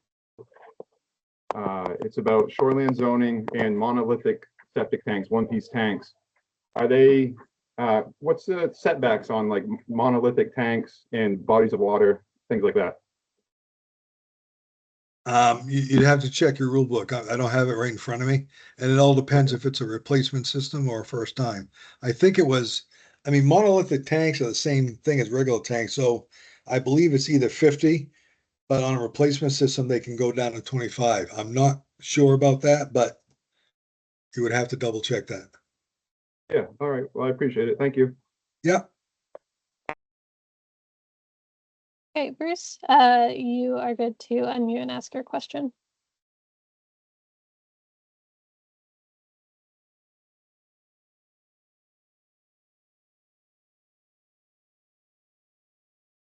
Yeah, Brent? Yep. I just wanted to thank you again. I love your trainings. I see you look like you're feeling a lot better. Oh, Keep yeah. going. Yeah. Good. Glad to hear it. I'll email you with a few more questions on variances in the shoreline zone. Thank you. All right. And, speaking of that, I want to thank everybody for their support and everything going through this. It was a tremendous help.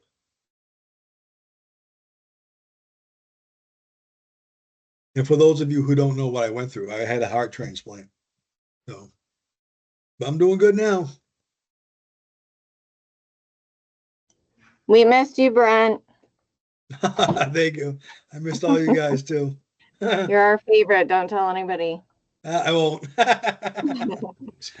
Great to have you back. Nice. Thank you. Are you cleared to ride your motorcycle yet? I am. I just got to get on it and practice again. I got to have training wheels put on.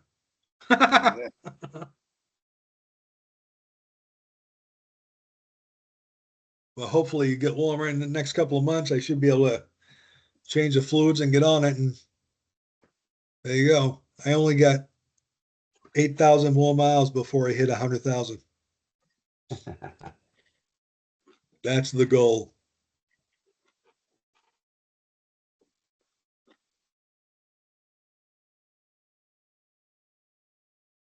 All right, Eli, I guess we're ready for you.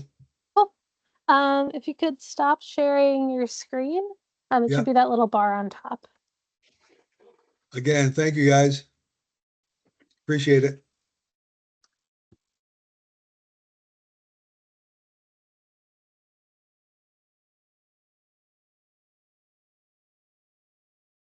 Alrighty, you guys should be able to see my screen now. I'll be talking about permit fees, the new HHE 200 form, and how to search for permits in our permit database. I'll have kind of like natural pauses throughout the presentation for asking questions. Maybe. So, permits. As we know, there are always a lot of permits. So Brent already touched on the fee schedule. I just wanted to highlight a couple of things. We created this kind of annotated fee schedule to answer some of the really common questions that we had. Things like what is actually included in a complete non-engineered system. So we see that as one tank, one field, one pump, and that those three things together is the $250 fee. So if you have, you know, a disposal field and a pretreatment, that would also count as a $250 fee. For tanks, this includes any kind of tank over 750 gallons as being that $150 fee. So pretreatment tanks count for this. Pump tanks of 750 gallons or greater count for this. And then also, I believe, external grease traps, I think that's what they're called, also count for this. For pretreatment in our fee schedule, you can see that it says NA, and that's because it's charged based on what kind of pretreatment it is. So if it's a pretreatment or an advanced treatment tank, that has a $150 fee. If it's some kind of miscellaneous component, then it would be a $30 fee. And then engineered systems, it's a disposal field, 2 tanks, and a pump. If there are additional engineered tanks, it's only $80 for those additional tanks. Sorry, 1 second. I think Brent did not mute himself, so I'm muting him. Okay. For variance fees, there is a $20 variance fee that applies to all variances, but the state only gets 25% of the variance fee, which is $5, for first-time system variances requiring state approval. We don't receive any money for replacement system variances requiring state approval. That my understanding is that that was a typo in the rules a while ago that we can't change now.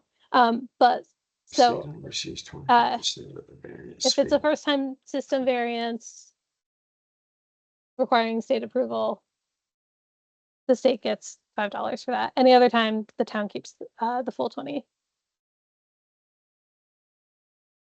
DEP fees, Brent also touched on this earlier. It's a $15 surcharge on top of any kind of complete system.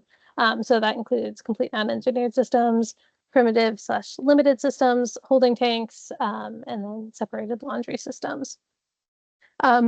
there's no DEP fee for just a tank. There's no DEP fee for just a field. We see those come in sometimes. Additionally, that DEP fee is kind of like separate from the state 25% fee. So you would always send us the full $15 for DEP. You wouldn't take like 25% of that $15.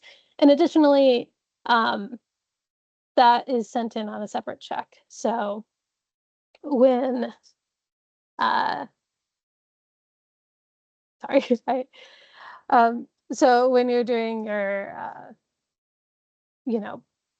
submission, you would have one check for the state 25% share, a separate for the DEP fee. For internal, it's a little bit more simple. It's just 25% of the like fixture fee. All the fixtures are $10. Hookups are $10. There's a minimum fee of $40, which includes any permits with 4 fixtures or less. So if you have like a permit that's just a hookup, that's still a $40 fee. The state get $10 for that. The only time that that's not the case is if there is a permit transfer.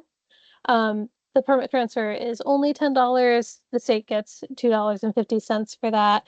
And also that permit transfer should be its own permitting action, which means that it should have its own form. So if there's a permit transfer and fixtures happening at the same time, you should be submitting 2 permits for that. So when you are submitting permits to the state, and I know that this doesn't apply to all of you, but for those of you that it does apply to, make sure that the permits you're submitting to us have all of their required pages. So for the HHE 200 permits, this would be all 3 pages of the permit plus any variances, and it should be both pages of the variances. And then also the permit and the variance both need to be fully signed. Property owner, site evaluator, state signature on the variance if it's required, and obviously the LPI should be signing it. If the LPI hasn't signed the variance, then it is, or hasn't signed the permit or the variance, technically they're invalid. We will probably send them back to you for signature, or we might just reach out and ask you to send us a scan. Please use a summary sheet when you are submitting your permits. That can be as simple as permit number and what the fee is. It just helps us with double checking all the permits while we're going through them. It helps us find any discrepancies, if there were any discrepancies in your calculations or in our calculations, and it just makes everything go really, really smoothly. So we have a sample tally sheet or summary sheet on our website. I'll show you where that is in a little bit. Again, 2 checks. Both checks are made payable to the Treasurer of State of Maine. 1 check is for the state 25% share. 1 check is for the DEP fee. If you want, you can put in the memo area of the check which one is which, but we can usually tell just by the fees. And then this is your opportunity to screenshot.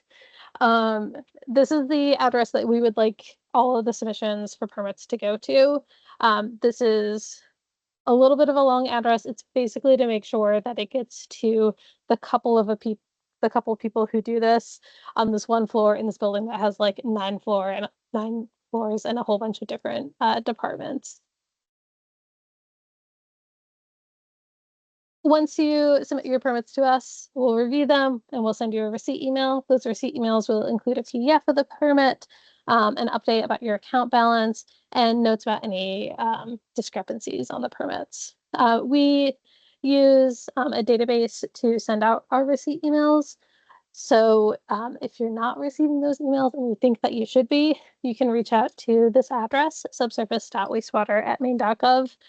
Or you could reach out to me individually, which is eli.pellegrino@maine.gov. I put it in the chat earlier.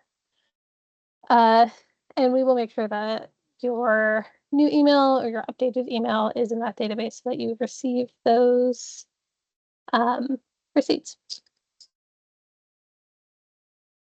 So every town has an account balance with the state. In particular, this is an account balance with the drinking water program. And it's basically there because sometimes towns will overpay or underpay on permits.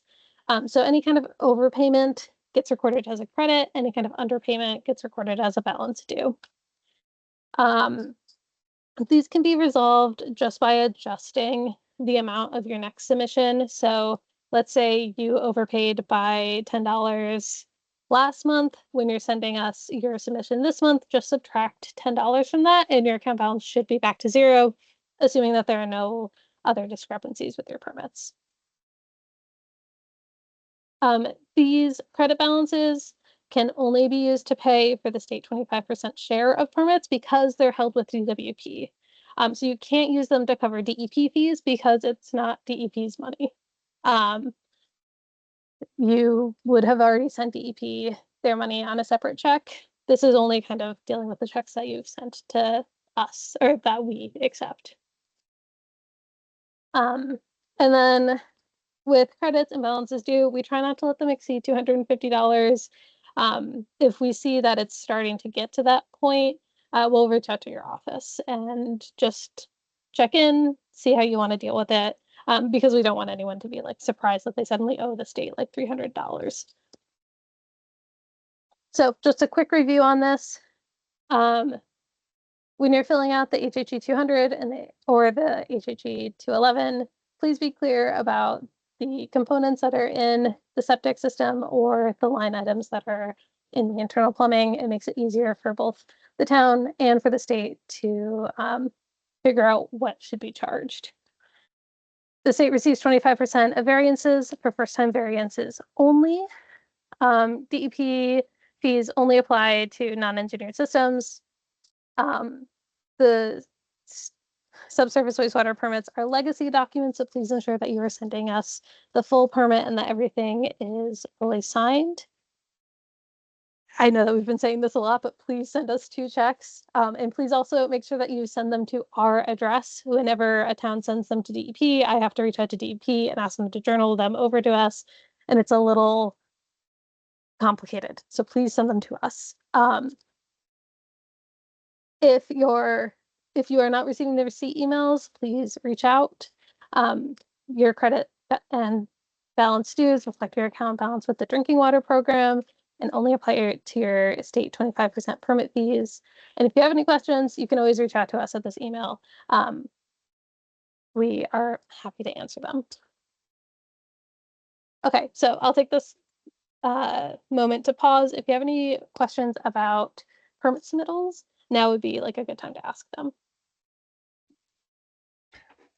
Yeah, hi, this is Peter McCready again. So it seems most of the towns, when a homeowner comes in with a HHE 200 form, they will scan. I apologize, you just cut out and I can't hear you anymore. So I heard they will scan. They will scan it, whereas, you know, in the past, we had the homeowner would have to come in with 3 copies. Is that universal now, so that the owner would not have to come in with 3 copies? 1 copy is, you know, just handed back to them? Or are there some towns that are, you know, all paper? Yeah, that's a good question. And it basically just goes down to the town office and how you guys wish to operate. I know that some towns are fully online now with it. And so the state, on our end, we don't like require anything from the property owner. We expect the town to send us a copy of the permit. So if you get that by scanning it, or if you get that by asking the property owner to bring in several copies, whatever works best for you works for us. Okay, yeah. Okay, thank you. And then I also saw in the chat for the complete non-engineered system, is the included pump just one that is in the tank, or does it include external pumps? It includes an external pump. If you have multiple external pumps, then you would want to charge a miscellaneous component for any additional ones. Eli, somebody also asked if your slides were available. I don't think that my slides are up on the webpage. I apologize. I could probably drop them in the chat. Let me see if I can do this.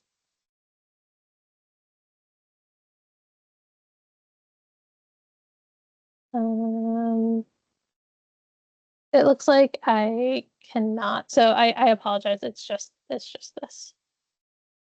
But I can put them up on the website later, in the same area that Brent's are currently.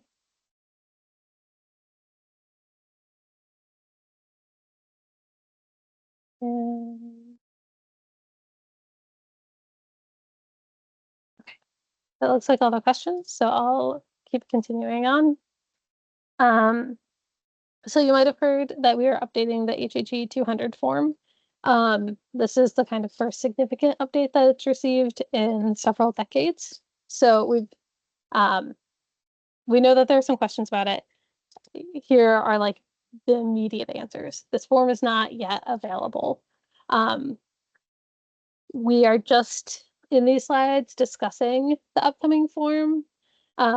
We're currently in the final rounds of revision. Specifically, we're kind of in like the aesthetic part of the revision and also making sure that it works with our scanning program here at the state.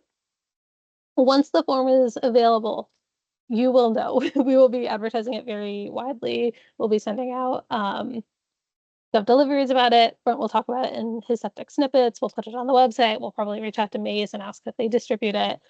So we will be doing a lot to try and make sure that it's, you know, really clear that the form is now available. It should be soon. Every time I give a date, I jinxed it, so I'm not going to give you a specific date. I said in March that it was weeks, not months. I still stand by that. It's weeks, not months. I think we have a couple more weeks of revisions left, and hopefully we'll be done relatively soon. You'll not be expected to fully switch over to the form this season. We'll probably ask that you switch over around the end of the year, but that sort of guidance will come out with the release of the form. So next question is, why would we change the form? So first and foremost, the form references the rules, and in the 2023 amended rules, some of the sections, section numbering changed, so we need to update it. So we needed to update the references to those sections and the section numbers. We also needed to update the form for things that just like were not in common use in the 2000s. So we're adding an email slot, and then we've also updated it for scanning and indexing, which, you know, up until fairly recently, the state still had like microfiche of all the permits. And we did a huge scanning project to get everything into digital PDFs, and we would like to continue that. We also wanted to do some things like clarifying disposal systems components to help streamline permit pricing, especially because we know that there tends to be confusion about that, and especially when there's turnover at the towns, it can be difficult for new people to kind of get started with it. We also wanted to add additional space for information about pre-treatment. We wanted to add additional space for notes, stuff like that.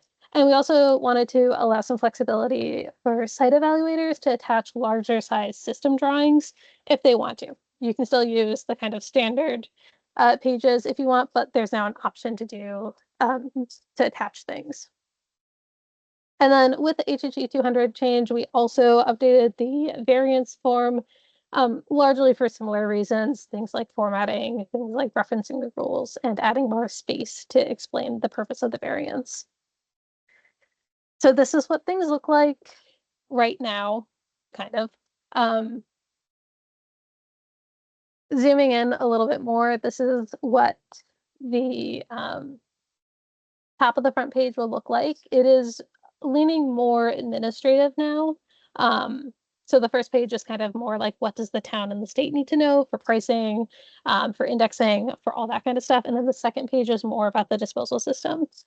You'll see that we added some things like the email slot for the property owner. We added information for taking the installer name and the installer phone number. We've added a second area for signature for the LPI for their inspection. And then this is the bottom of the first page of the form. You'll see again, it's pretty focused on things that you would need for like pricing and for quickly looking at the form. So what type of application is it? Does it have a variance? What are the components? There's a space to calculate the fee. And then we've also left the treatment tank box on the front page of the form. This is because when pricing, we need to know how many treatment tanks there are. And we wanted to keep all of that kind of information on the front page. There is now a spot to specify the number of treatment tanks in the disposal system components, but we know that sometimes it can get complicated, so we left this box here too. And then of course, the site evaluator statement is still at the bottom. This is what the new second page will look like, or something similar to this. It's all the same kind of components that were on the first page. There's just a little bit more room now, including more room for things like design flow. And then we also added this new box for pre-treatment and advanced systems to make some more notes on them. Yes. And then we have kind of an additional notes box. I will say that some of the things have changed since I took these screenshots. So like this latitude and longitude box, it's now like written out for the way that you would generally write out latitude and longitude and not like vertically. And then this is what the design pages look like. We'll have a gridded and a non-gridded one available. They are largely the same. We tried to make this box a little bit bigger, and it is a little bit bigger, but we are still kind of like confined by the size of a page. So it's not significantly bigger. And then we also updated this soil profile box, just so that it could be a little bit, hopefully a little bit more useful. And then this is what the second design page looks like, largely the same as the current one.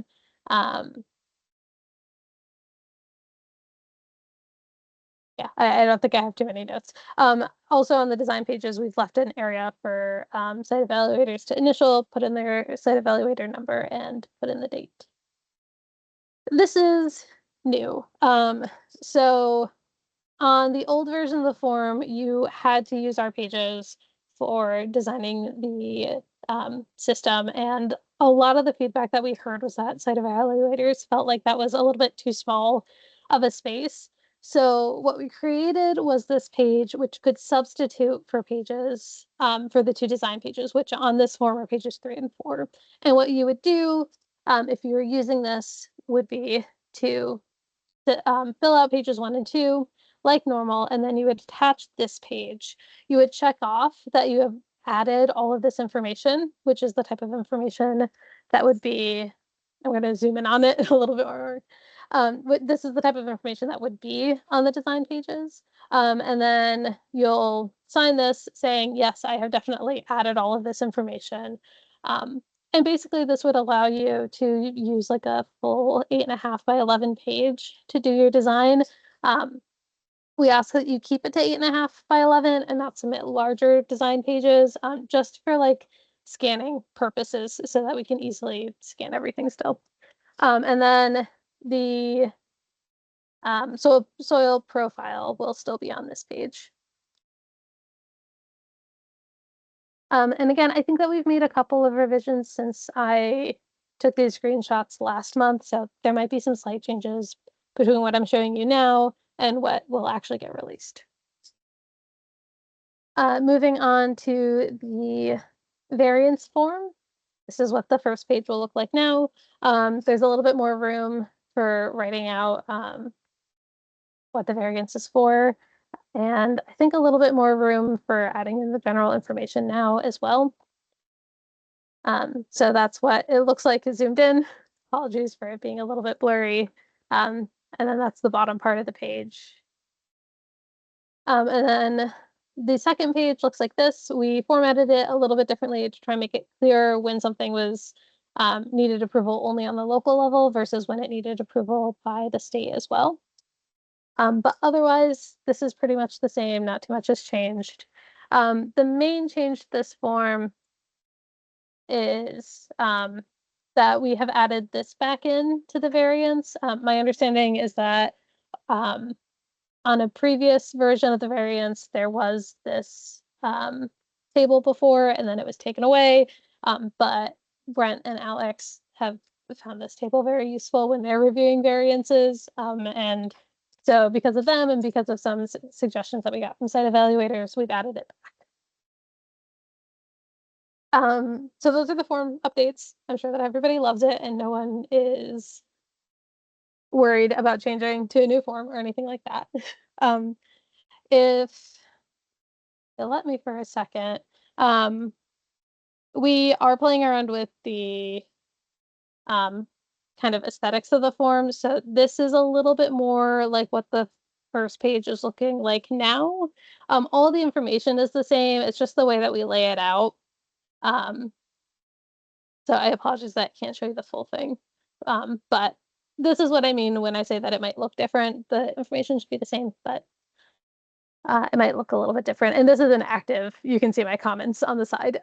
This is an active document. So we will also be making some changes to this just to ensure that everything is running nice and smoothly on the form and that like there are hopefully no issues.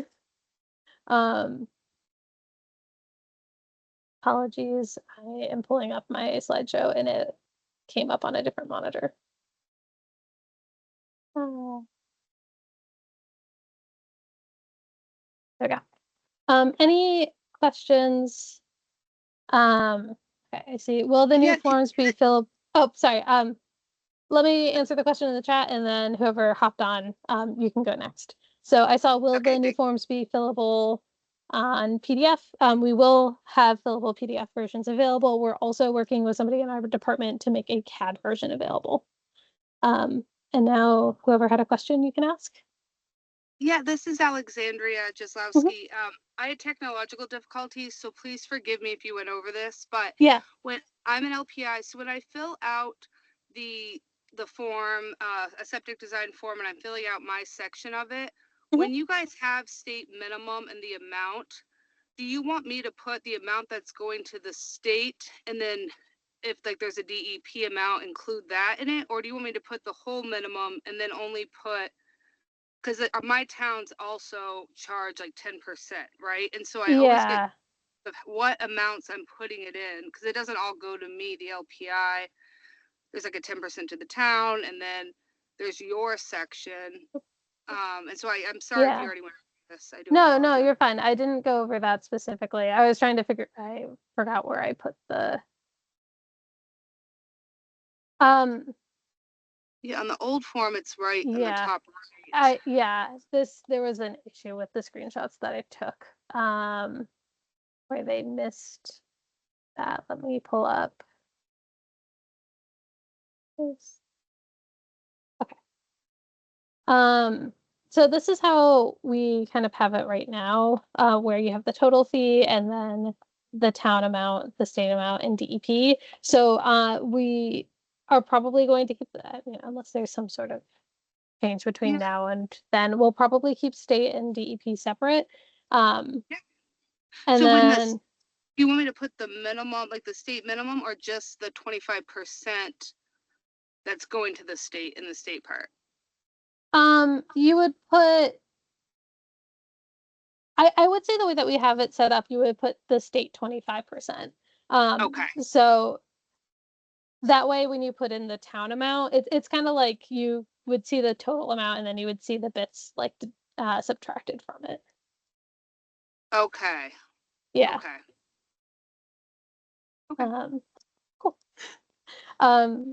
Also, one thing that I didn't cover in the fee section that I'm realizing I probably should have covered, doubled fees, any sort of double fee that a town charges, the town gets the full amount of the double fee. The state still just gets the state minimum or 25% of the state minimum. And the state doesn't receive any fees for revisions. I don't see any other questions. So I will move on to our last section, but if you think of a question between now and the end, I'm always happy to answer them. Yeah, this is Peter McCready. I have got Yeah. a question. So I just saw it for a minute there. Is there a slot for the elevation of the limiting factor? It's a good question. Let me pull up the. I think that was in the section where it, maybe on the first page where it, where there are soil conditions. Yeah.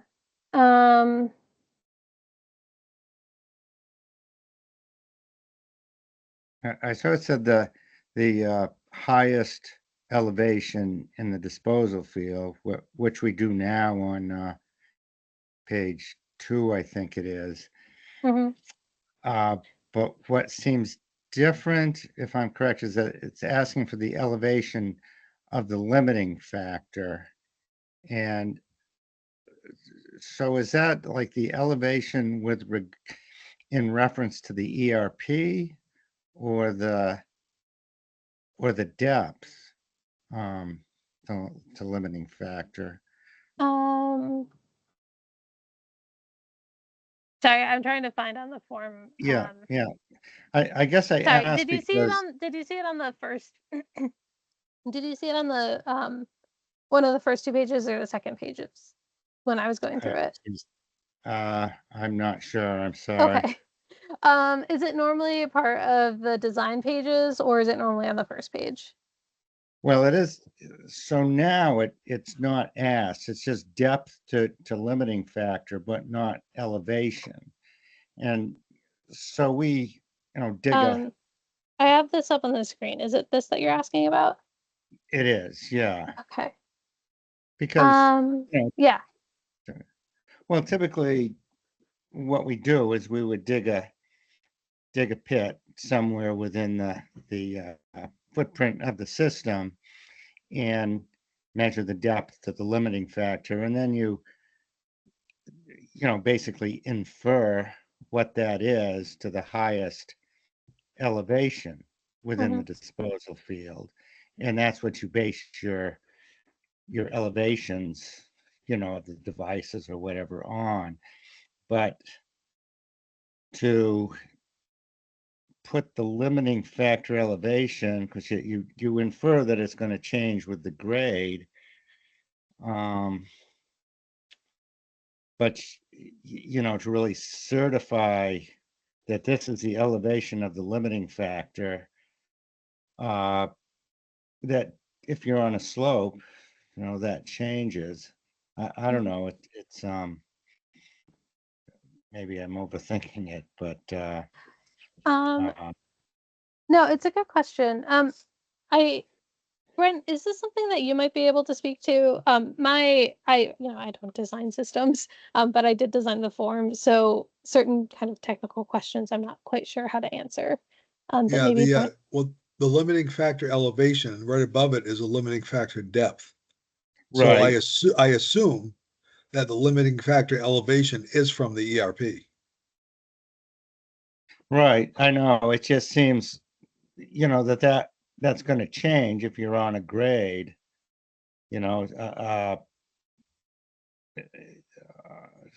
so, I mean, you But can, your limiting factor elevation really shouldn't change, should it? well, if you're on say if you're on a 10% grade and you're designing a stone bed and you dig your soil pit, in the middle of the system, say, middle of the Yeah. footprint, and you say, well, it's 15 inches to the water table, and then you infer that that's elevation or that depth to limiting factor is the same at the highest point, Right. but you're not really certifying that it's there. You're inferring it, and you're being, usually it's conservative, because as go up in elevation, good chance the water table won't be quite as high. So it's a conservative way of doing it. But to actually put down on paper, this is what we're saying the elevation of the limiting factor is.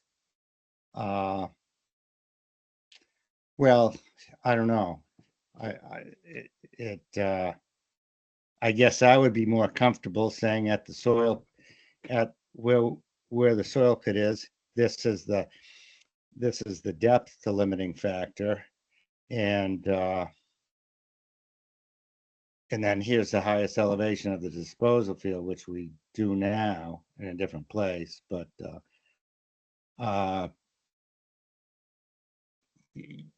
yeah, yeah, just something I wanted to mention.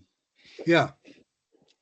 No, I mean, that's something we could talk about, later on, because of Yeah. course this isn't finalized anyway. We want to make it user friendly for everybody.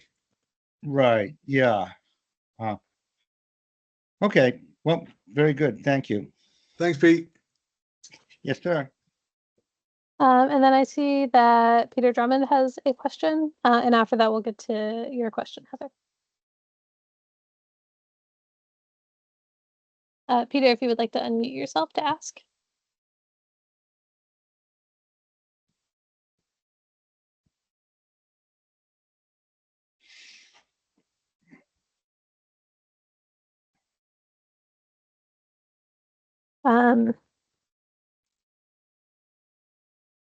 Okay, well, maybe he is walked away for the moment.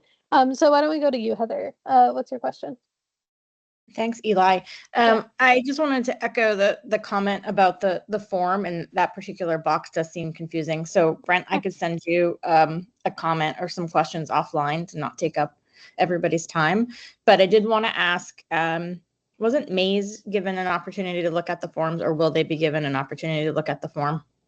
Yes, so we've gone through 2 rounds with Maze. We first had their technical team look at the form, and then we gave Maze the most current version of the form to put on their website, and had about 2 weeks for any site evaluator to comment. We got a good number of comments, and we revised the form pretty significantly based off of them. Okay, great, thanks.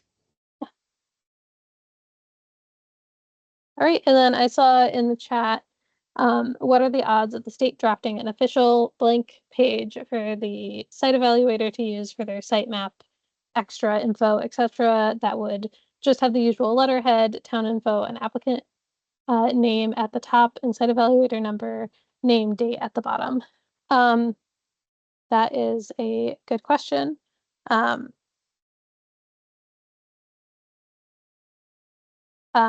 If that is a thing that would be useful, we can certainly draft that. I don't think it'd be too much of an issue for us to do. Yeah, we were going to kind of leave it up to the site evaluators to put in the information that was relevant and required for the permit, but we can certainly provide a blank page. And I don't think that would be, I don't think that would add too much time onto our current revision process. So, yeah. I don't see any more questions, so I'm going to move on to the next topic, but we can always circle back. Last year, the state updated the permit search database from an old software to a new software called DocuWare, and it kind of totally moves the permit search to this new software, and it's a little bit different than the old one. So I wanted to walk through it and just give some advice on how to, do searches in it. So this is what the new kind of search criteria information looks like. And when we're walking through, you know what, it'd probably be useful to pull up the actual thing. Just kind of quick, this is what these different symbols mean. This might be a good screen to just screenshot and have on reference, but I'll put it up on the training page as well. Same with this one. And I can kind of walk through these specific icons once we're in the database, which we are going to now. So when you're getting to the subsurface wastewater unit page for Maine, which I'm sure you all have bookmarked, it's usually best to spell all of your words right. Usually this will be the first page that pops up on Google. This is not our main page. I don't know why Google directs people here, but they do. So you would just want to click on the subsurface wastewater unit header to get to our main page. A couple of things to highlight before we go to the online permit search, which is down here at the bottom. For referencing anything about training, looking at Brent's slides, my slides will be up here as well. And eventually the 2 YouTube links will be up here. That's where all of this training stuff is. It's you just get to it by using this left menu. Similarly, our professional listings page is located in this left menu as well. So if you're an installer or an inspector, your name would be in one of these with kind of all of your information. And then any forms that you want to download can also be downloaded from this page. One more thing to highlight is on the right side, this municipal office resources page. We have a lot of information here on how to submit your permits. We also have links to all the form downloads here as well. If you want to start using a summary sheet in your permit submissions and you don't currently have one, we have a sample one here, the sample permit tally. If you click that, it will just download a Excel sheet, which is going to open up on another screen for me. And this is just kind of a little like layout of what your summary sheet could look like with some really common permits in there. And then if you wanted to download the annotated fee schedule, which includes these kind of additional comments that I highlighted earlier, that's available here in this download or print. And if you have like a new person who's joining your office who's doing permits for the first time, we have this nice bright printable of just like the 5 things to check for when you are putting together a permit submission. So there's a lot on this page. I would highly suggest using it, especially if you're like bringing someone new onto your town staff. Okay, but going back to the online permit search, you get to it using this button here on this side, on the right side of the page. And then you click here to start, and that will bring you to our permit search. Couple pieces of advice just immediately. I like to open the search, click just whatever permit is there, and then go back to the search. This allows you to have a nice little like reading window or viewing window of the permits as you're clicking on them. And then I'll just set these 2 pages up so that they're right next to each other. This is what it looks like on our back end all of the time. For whatever reason, it doesn't automatically like split your screen like this in the public facing end. So we recommend keeping things pretty broad on your search initially. So I have gone ahead and I found a couple of permits to use as samples. So let's say we're looking for a municipal office that has a septic system for the town of Wyndham. To begin with, you would start with the town, and then you might put in a year range if you have a good idea of what the year range is. In this case, I know that the system was put in the early 90s. So I would keep your year range pretty large. So 1998 or 1989 to 1995. I usually suggest if you know of a specific year that the system was put in, or if the property owner was saying it was put in a specific year, to do like a 2-year range on either end of that. So if it was like 2000 to 1998 to 2002, since we know that like permits can like be installed up to 2 years after they were permitted, and what is in our database is based off of when the date that they were permitted, not the date that they were installed. So we would keep it broad and we would just do year and town. And you'll see that that brings up quite a lot of results. We have over 1,000 results. So what we would do now is refine a bit more. So we have all these different columns. I'll just pull this out a little bit more so you can see. We have all these different columns with all the different search criteria. You'll notice that one of them is file name. Normally, if you're opening this up for the first time, it's going to be kind of near the end of your columns. What I would suggest is to grab it and pull it to the front. You see that like little blue box that kind of shows you where it will end up. And the file names are basically whatever the file names in the old database were. So if you're used to using the old database and you're used to kind of doing Control F using that, this is going to be really, really helpful to you. Additionally, this information is fully accurate from the last database. This information for these permits from like before 2019 was all kind of automatically imported. So there's some issues where like names will end up in lot numbers and stuff like that. So if you're searching for an older permit, I really suggest using the file names and then narrowing down using this filter feature. So if you didn't catch that, there's this little funnel that will show up here if you hover. And if you click that, it will bring up this like ability to filter.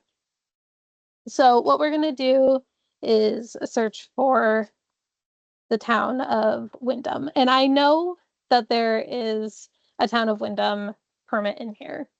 But when I search just town of Wyndham, nothing is going to come up.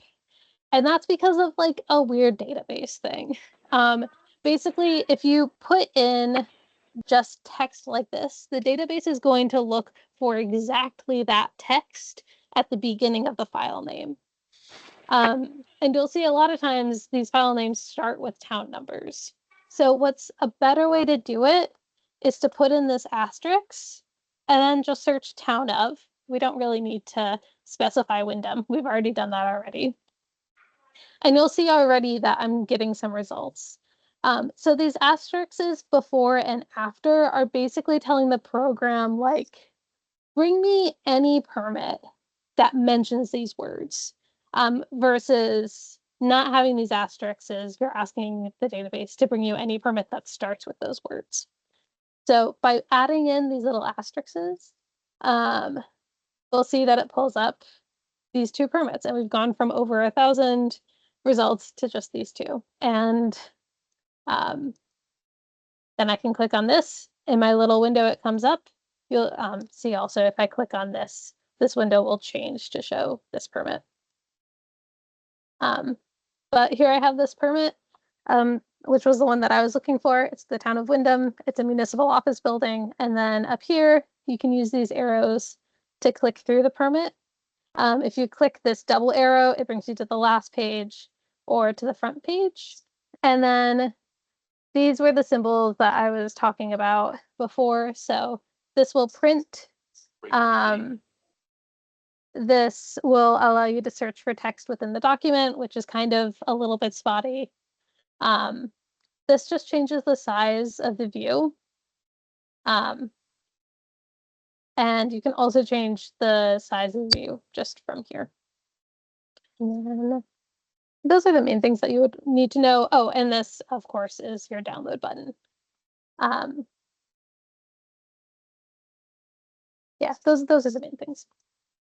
Okay, so you might be thinking that earlier I mentioned the 2019 and prior permits work best if you search by file name, but what about the permits after 2019? So I have an example of that as well. So we're going to do Bridgeton, and we're going to look specifically for a permit that I know was permitted in 2020. We'll do a little bit of a range.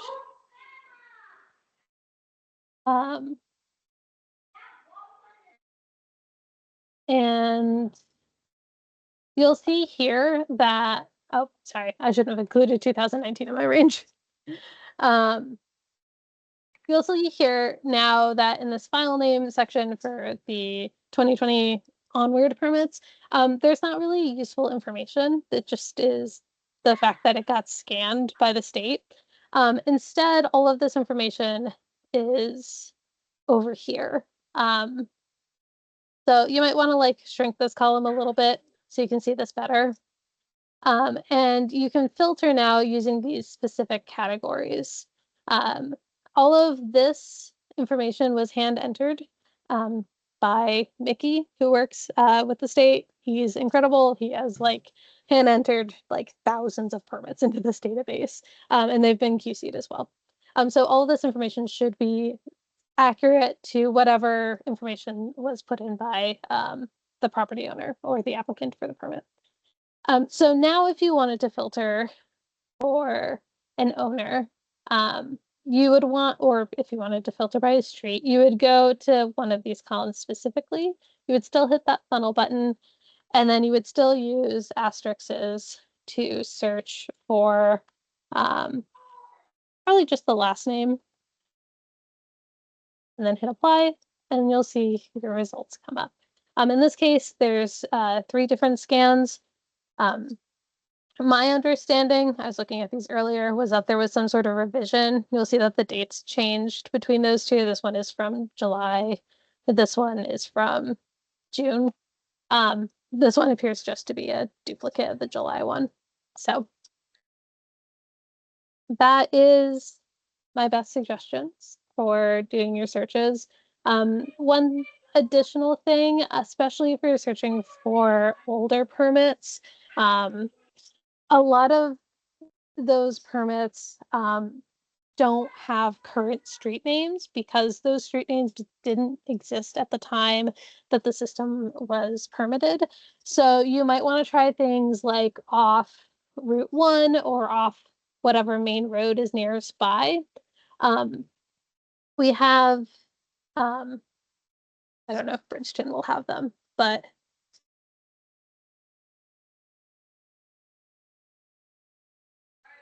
if I do a search just for off, you'll see that like a bunch of them will come up that it's like off different roads. So if you're having trouble finding a permit and it's an older permit, that's one of my suggestions. And then other suggestions is just to search just the property owner's last name. A lot of permits don't have street numbers for whatever reason. So if you're going in, I would use just the street name or just the property owner name to begin with. And again, the main thing that I want you guys to take away is just search for the town and the year to begin with, and then narrow in with property owner and street names afterward. So I hope that helps and makes your permit searches a little bit easier to do. If you have any questions about that, we have 10 minutes left for this presentation time, so I'm happy to answer any questions about this, about our website, or Brent and I can answer any questions from any of the other parts of the presentation.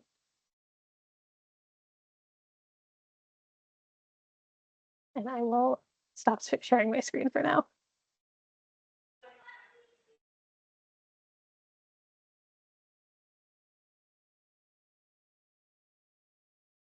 Internal permits will not be online. The state only retains internal permits for a year, but we are required to retain septic permits just in perpetuity. Okay, I see a couple of hands up. George, if you want to go first, and then Peter, you can follow. When are you anticipating the next changes to the design forms to go out? Yeah, so I mentioned this earlier in the presentation, where I'm anticipating weeks, not months. It will probably not be April. It hopefully will be next month. But we keep running into snags that extend the process. But we are, I would be surprised if it goes too much further out than that. Okay. Thank you. Yeah. And then Peter, I see that your hand is up. Hi, can you hear me now? Yes. Thank you. Just a couple of comments on page 1. My 2 cents on the last discussion that Peter M. brought up on the Mhm. limited factor elevation. I like having that included on page 1. I include it on the form as it is now by sort of writing it in. I think that having that number on there reduces any ambiguity on what you've based the rest of your elevations on. My other comment is on the section for expanded systems. There's the category for over 25% or minor, major and minor, and it's based on the 25% increase. So for a 2-bedroom, for example, for a 2-bedroom, existing 2-bedroom house, and the customer wants a first-time 1-bedroom expansion to be able to take advantage of recording that design and not doing the installation at this time, no matter which box I check, I'm wrong about something, because a 1-bedroom expansion of a 2-bedroom home is more than 25%. And if I say it's a minor expansion, then I'm either lying about the type of expansion or the percentage that I'm expanding by. So I thought there'd be some way to clarify that in the new version of that of page 1. Do you understand my? Yeah, I do understand that. Sorry, conundrum? I'm taking notes on that. Yeah, we can look into adding some space to clarify that. Certainly, if you can't clarify it on the first page, the second page now has a good amount of room for adding any additional notes, and you could add in a note there. Okay. All right, thank you. Yeah, of course. All right. I don't see any other questions. Oh, I spoke too soon. Charles. Yeah, sorry. My chat hasn't been working, but a quick question, like at the beginning, you were asking for like emails and whatnot. Do you still need my email? If you registered with the same name that you have on this, then you should be fine. Okay. And the second question I got is, since you were trying to get everybody, back up online again, is this class is just good for 1 year, or is this good for the 5 years? That's a good question for Brent. So is this what, for installers or inspectors? Inspectors. April. So that form has been updated, and it's now according to the rules 3 years for inspectors, and it requires 12 credits. So I'm not sure how many credits this course is worth. This is 3. So Well, actually, it's 8. okay, If they're all here, it's 8. So it would count some towards your 12, but you would need another additional education. Okay, I wasn't aware of that. As far as I knew when we first started this was going to take care of me for doing this. So where should I now get the additional credits? I mean, you can go to DEP and watch an erosion control thing. We have, Eli, correct me if I'm wrong, but we have other videos on our website. We periodically update the training page on our website with other trainings that are being done. Yeah. Okay. Other professional organizations will offer trainings too. Yeah. MACE meeting, annual MACE meeting. Yeah, MACE Yeah. meeting. If you go to the fire marshal's office, they probably have a whole bunch of videos you can watch. And I think they offer certificates for those too. Yeah. Okay, and just submit those to you by email? Yeah. Okay. All right, thank you.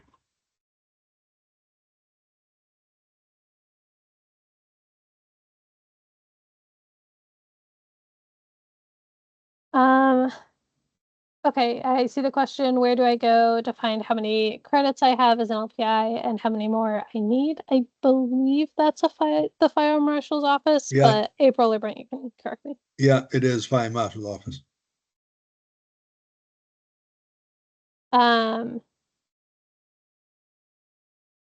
You're certainly welcome to email us any questions that you have also. Okay, Tyler and then Edwin. On that question about certification, I believe, you correct me if I'm wrong, we can still do the InterNACHI septic course and email the certificate to, I suppose, April.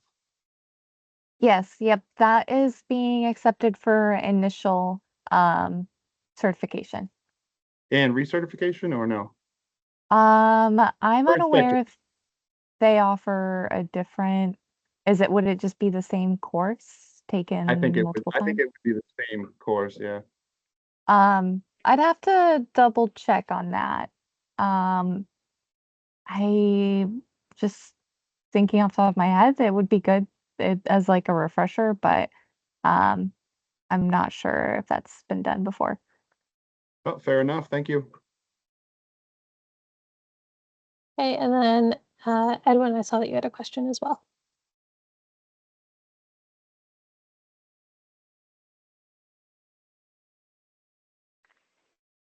Edwin, if you would like to ask your question, you can unmute.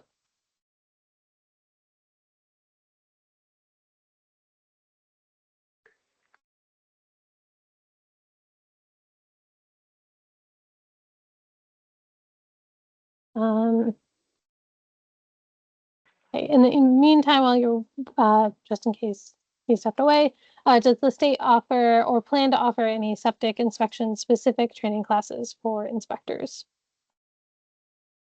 Brent? We don't have one at the moment, but that's certainly something we can come up with for this year. It'd be fun to have an on-site inspection class.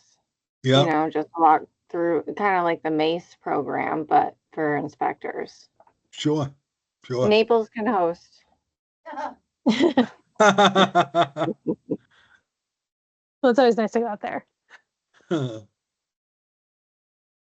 Edwin, I see that your mic is, that your mic is no longer muted. So if you want to ask.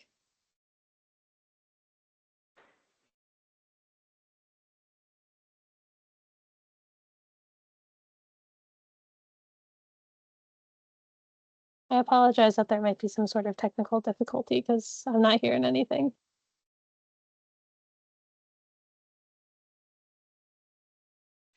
Well, if there are any questions that we didn't get to, you're certainly welcome to email Brent or myself. If you don't know our email addresses, they are on the contact page of the Subsurface Wastewater website, but they're just our names with a period in between at maine.gov. In terms of certificates, I will begin working on those today or tomorrow. They should be in your inboxes by early next week. If you have any questions about those, feel free to reach out. And if you don't receive one by the end of next week, please reach out as well. And I think that's it for me. Do you have anything else to add, Brent? No, I'm all set. Great. Well, thank you all so much for attending. We were really happy about the amount of people who came to both of these trainings. Yeah, definitely. That was great. Thanks, Eli. Thanks, Brent. You're welcome. Welcome. Thanks, guys. See you later. All righty. Thanks a lot.